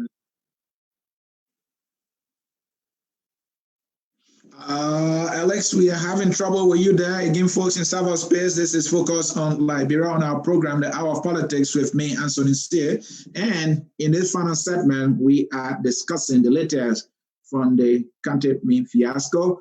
The ministry had a press conference and they came down with some decision others are describing as very harsh, a very tough language that came from the Minister of Youth and Sports describing Nimba County or Team Nimba as hooligans. Gentlemen, let's do this. Mr. Coonan, come in. Ellis, make your adjustment there. Mr. Coonan, I want you to speak to the issue of the leadership for the two teams, Team Nimba and Team Grand Crew. They are quiet. Are they afraid of the almighty government? No, there's no almighty government, SONA. Just stop that. We don't have an almighty government, my brother. I mean, where the government is mighty at? I keep reminding you, this is a government where the president is insulted on a daily basis and the people walk up and down. The people don't want to address the press conference because maybe they just feel that they shouldn't address the press conference. I don't see intimidation from anywhere. I don't sense that. Ain't nobody that's stopping them if they wanted to say something. Maybe they just don't want to say anything. I don't see a manipulation from anywhere to stop people from. I don't see that kind of grand design. All right, gentlemen, let's do this. The war hooligans, I want to define it. And the reason I'm bringing back this is we want peace in our country. And peace we must all fight for because we have seen the worst. And so I look up the dictionary and the definition I got is a violent troublemaker, typically one of a gang. In other words, somebody who is a member of a gang and is a troublemaker is the person that can be described as a hooligan. Knowing this definition, or if you agree with the definition, is Zoka Wilson's wrong or right to describe Team Nimba as hooligan? SONA, we already discussed that issue, so I don't know why you're bringing it back. All right. I just wanted to make it clear because I am afraid of violence in the country because I've seen it all. And I've also tasted peace. And I know how sweet peace is. And you saw all the comments on Facebook. And so I will ask for all of us to conclude, or maybe I can conclude on this, that Mr. Wilson was wrong to have used the word hooligan in describing Nimba's action. So having said that, let us come to the behavior of Team Nimba. If at all, we can agree that was not a hooligan behavior. Mr. Cooney said that is unspoken-like. So did Nimba contribute in any way to all this chaos? If they had stayed on the field and played the game and then maybe fight a protest as is done in most countries, would that have been better? Well, that's what the rule requires. And this is why I don't understand the people that are calling for replay of the game. The replay of the game is not because you walk off the field so then they order a replay. The replay of the game is that you feel aggrieved, but you continue, you comply with all of the rules of the game. And at the end, you file a protest. Then the authority review your protest. And if they agree with you, on what your protest alleges, then other decisions can be made. But if just imagine if rules were set that way that anything that walk up the field there should be replay of the match. Do you know how many teams that will walk up the field, especially when they're facing how do you call it, a near defeat? So that you have to play by the rule to benefit from the rule. If you break the rule, you cannot benefit from the rule. And so back to your question, and this is why Grand Crew should be a proud recipient of the cup. They won the cup according to the rule. If your opponent walk off the field, the team that is on the field receive the trophy. They shouldn't be ashamed of it. They went for it. They got qualified. They went to the finals. They were leading in the finals. So I don't think there should be any shame that should be associated with the trophy. That's a legitimate trophy. Alex, controversial trophy. Neighbor walk away. Neighbor is not happy. Neighbor disagree with the penalty being called. Should Grand Crew celebrate such a trophy when their brothers and sisters are unhappy and crying? I suddenly stop that, man. Mr. Cooney, I'm doing my job here. I ask the questions. That's my job. And your job is to answer the question. Hey, Alice, we can't hear you. What's going on? We can't hear you. We can't hear you. Mr. Jones, makes adjustment there. We can't hear you. Again, folks, in cyberspace, this is Focus on Liberia. So let me answer Mr. Jones' question. All right, go ahead. Yes, Grand Crew should celebrate. Like I said, it earned it. Are you there, Mr. Jones? Mr. Jones? Well, Mr. Coney, go ahead. Grand Crew should. Yeah, we can hear you, Alex. Go ahead, Alex.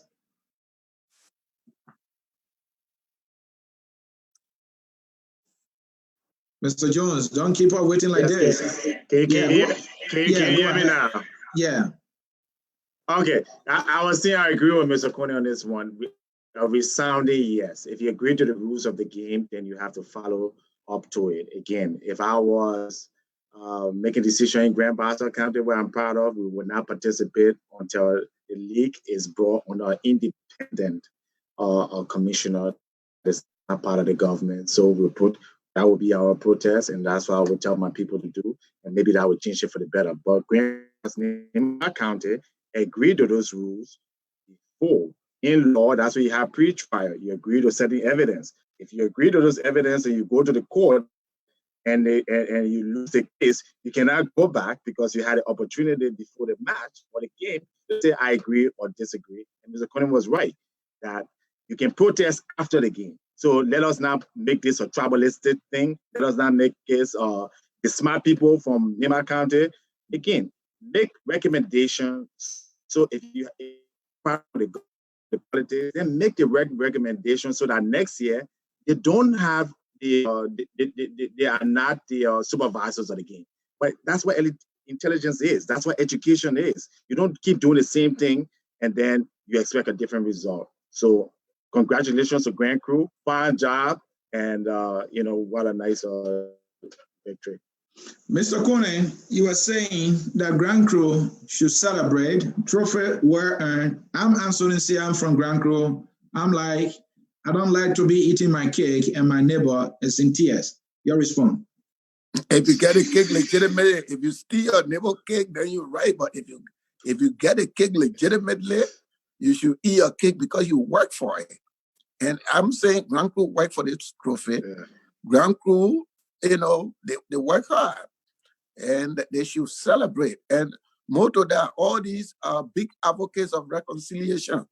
This is where now people need to come and show courage and show guts.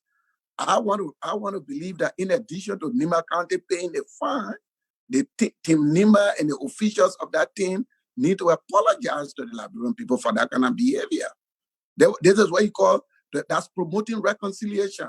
But to take off from that and begin to make all kinds of stupid threats, inflammatory language, you're not contributing to reconciliation. Your team went afar of the rules. They are fine, pay the fine, apologize to the sport women and the sport mayor of Liberia. That's what they call courage. That's what they call love of country. That's what they call love of country.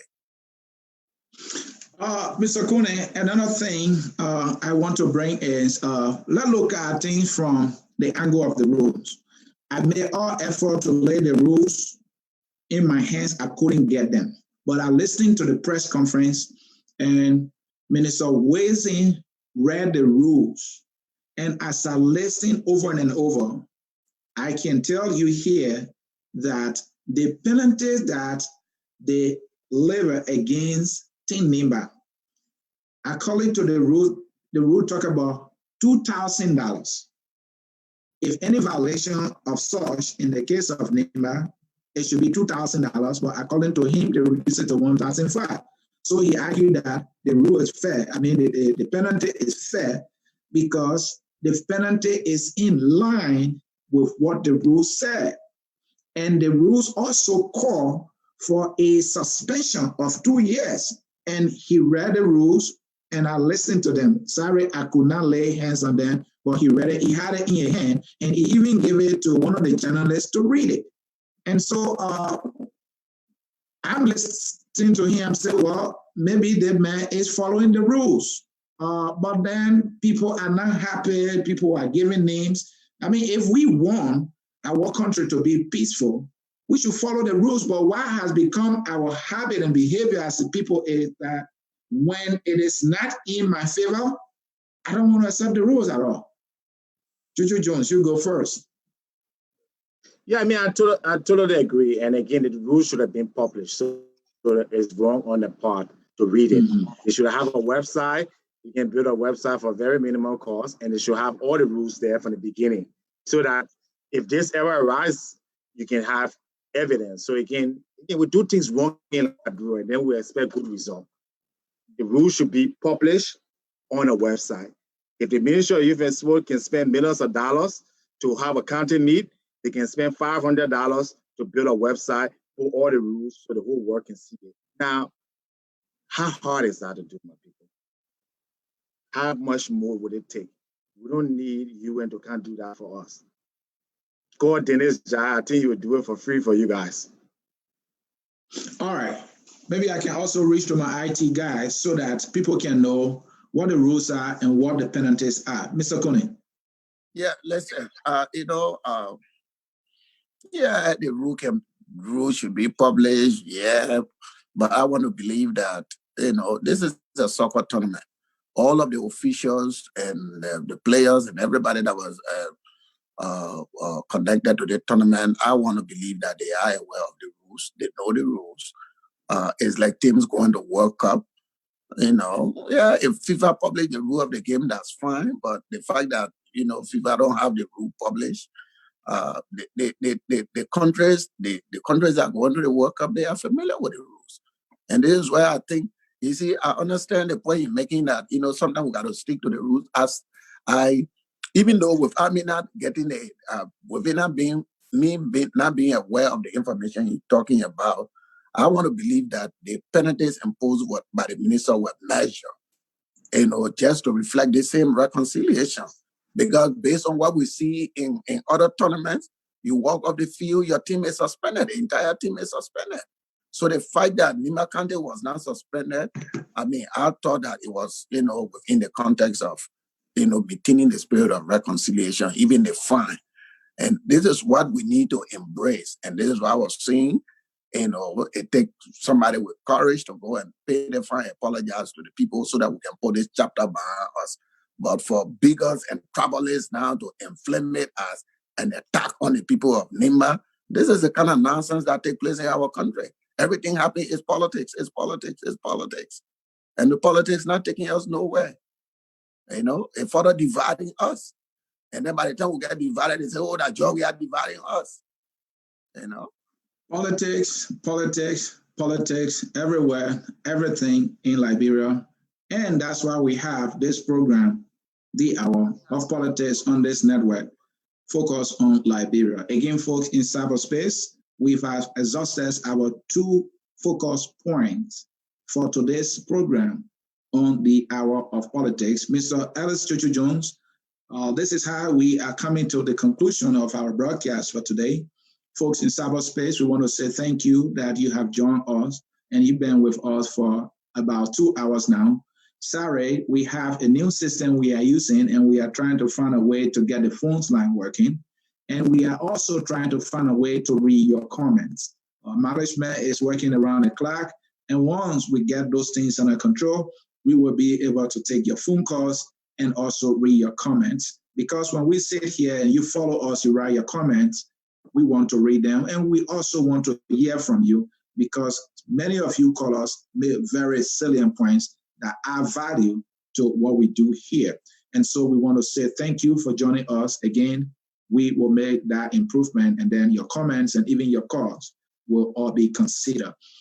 Yeah, I focus on Liberia. We educate, we elevate, we promote all things Liberia. All of our programs broadcast on Facebook can also be seen on YouTube an hour later after our broadcast.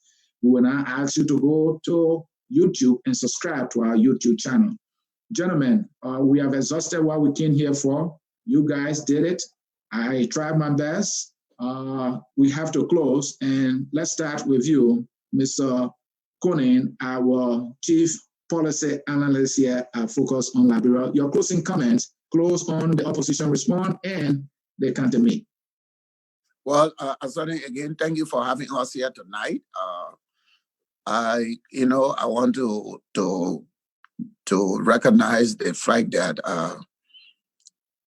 our democracy is working. There are a lot of challenges. There are a lot of improvement that needed. But the fact that we have a system now where, the president, consistent with his constitutional mandate, can tell us the activities of our nation, and then we have members of our opposition providing their own view, I think is healthy for us. What you recognize from that kind of exercise is the fact that we all belong to the same country.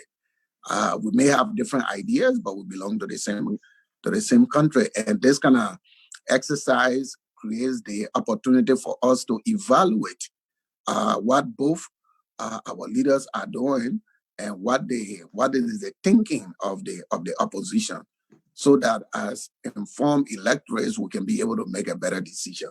So I think that was a very wonderful exercise that took place. With regard to the county meet, we hope that the county meet, the teams that are affected by this decision, they will do the correct reading of the decision and take politics away from it. The county meet is not just the place where we go to cheer our county. It is used for youth development. It is used for talent promotion. It is used for discipline. What kind of discipline the youth are coming up with? We got to learn from other people. We can't just keep things within the Liberian context all the time. Even games now are advancing in a way where, people are moving to how should you celebrate a goal. You have to celebrate in a way that you're not offensive to the opposing team. How should you even protest? We all saw the outrage that was expressed against the Cameroonian team. They didn't walk out the field, but the way and manner in which they protested the referee decision. Basically, what I'm saying is the rest of the world is moving towards doing things in a much more organized and refined way. Let us kick out this mentality that this is Liberia. Liberia is part of the world community. And we have a duty to aspire to the best practices of the world. So sports is good, it's for exercise, it's for everything, but it's also for character building. It's also for building leadership skill. The evidence is all there. You see our current president that came to fame through sports. Nobody knows which of those kids in that county meet that could be the future president of Liberia tomorrow. So we got to take a bigger view on these things. And we got to learn, we the adults, we got to learn to lead the younger people. Even when they are agitated, we have to bring calm to the situation. So I hope that the next county meet will be better, will be refined, and the people will celebrate and enjoy the meet. Thank you. Mr. Weah Conan there, he is the Executive Director of the Liberian Diaspora Protocol Action Committee. He is also a Chief Policy Analyst here at Focus on Liberia. Mr. Ellis Jones, your closing statement. Yeah, I think the country has come a long way, but I think it still has ways to go. I would disagree that our democracy is working. I would disagree that our systems are working. And this is not to say that we haven't made any progress. If you take a test of 100 and you're making 10 and 15 and 20, doesn't mean that you're not making any progress, but there should be an acceptable kind of progress for where we are today. We have the technology, we have the people, we have the intelligence. And so when we set our standards so low that we can't even manage our county meeting, how are we going to manage, bigger things in the country? How are we going to manage train systems and railroads and, internal airlines? So the way to do that, instead of, again, just going through this route of politics, let us all come together in a non-political way, like such as what we're doing today. And let us find solution, because I hear people crying every day what's happening for the last 10, 20, for decades. Every county meet that went in Liberia, or every process, whether it's the election, there's always been, distaste, and there's always ended in a bad way or in some kind of unfavorable way instead of a celebration. And the reason is we're not people who celebrate. When we get around the people, we're all happy. We go to weddings, we're all happy. But the reason is we don't want to think on processes. We don't want to think on how to do things better. We just want to adapt what's going on and just leave it and think it will fix itself. And so I'm calling on all Liberians, working group. If it's a nursing group, you'll work together. You'll come up with a way to fix a nursing community. You'll register your member. You'll charge views. You'll go to the government or wherever now and say, these are the standards we want to set up for anybody to become a nurse or practice. If you're engineers, do the same thing. If you're a football player, do the same thing. So if we all do that in our little community, the journalism and the other areas, we will be a better country. But if we don't do that, we'll end up like Mogadishu, okay, or Sudan. Not that these people are not good people or God just don't like them, but they can't organize with each other. And that's what's dangerous in Liberia. We cannot unite and organize. We all do things one way, one party, one system, and we all need to come together. Thank you very much for the time. And I look forward soon when people can call in, because they are a big part of this show. So I'm eager to get their views and their questions and criticism as well. Thank you. And folks in cyberspace, this is how we will come to the close of our broadcast. I am Anthony C., the host of the Hour of Politics, and that will do it for us here. And bye-bye to you all.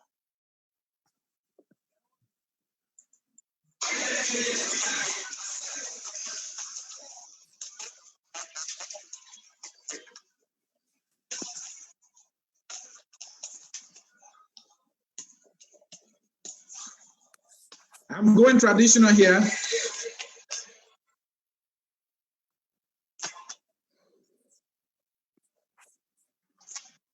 All right, Mr. Jones, bye-bye. Bye-bye.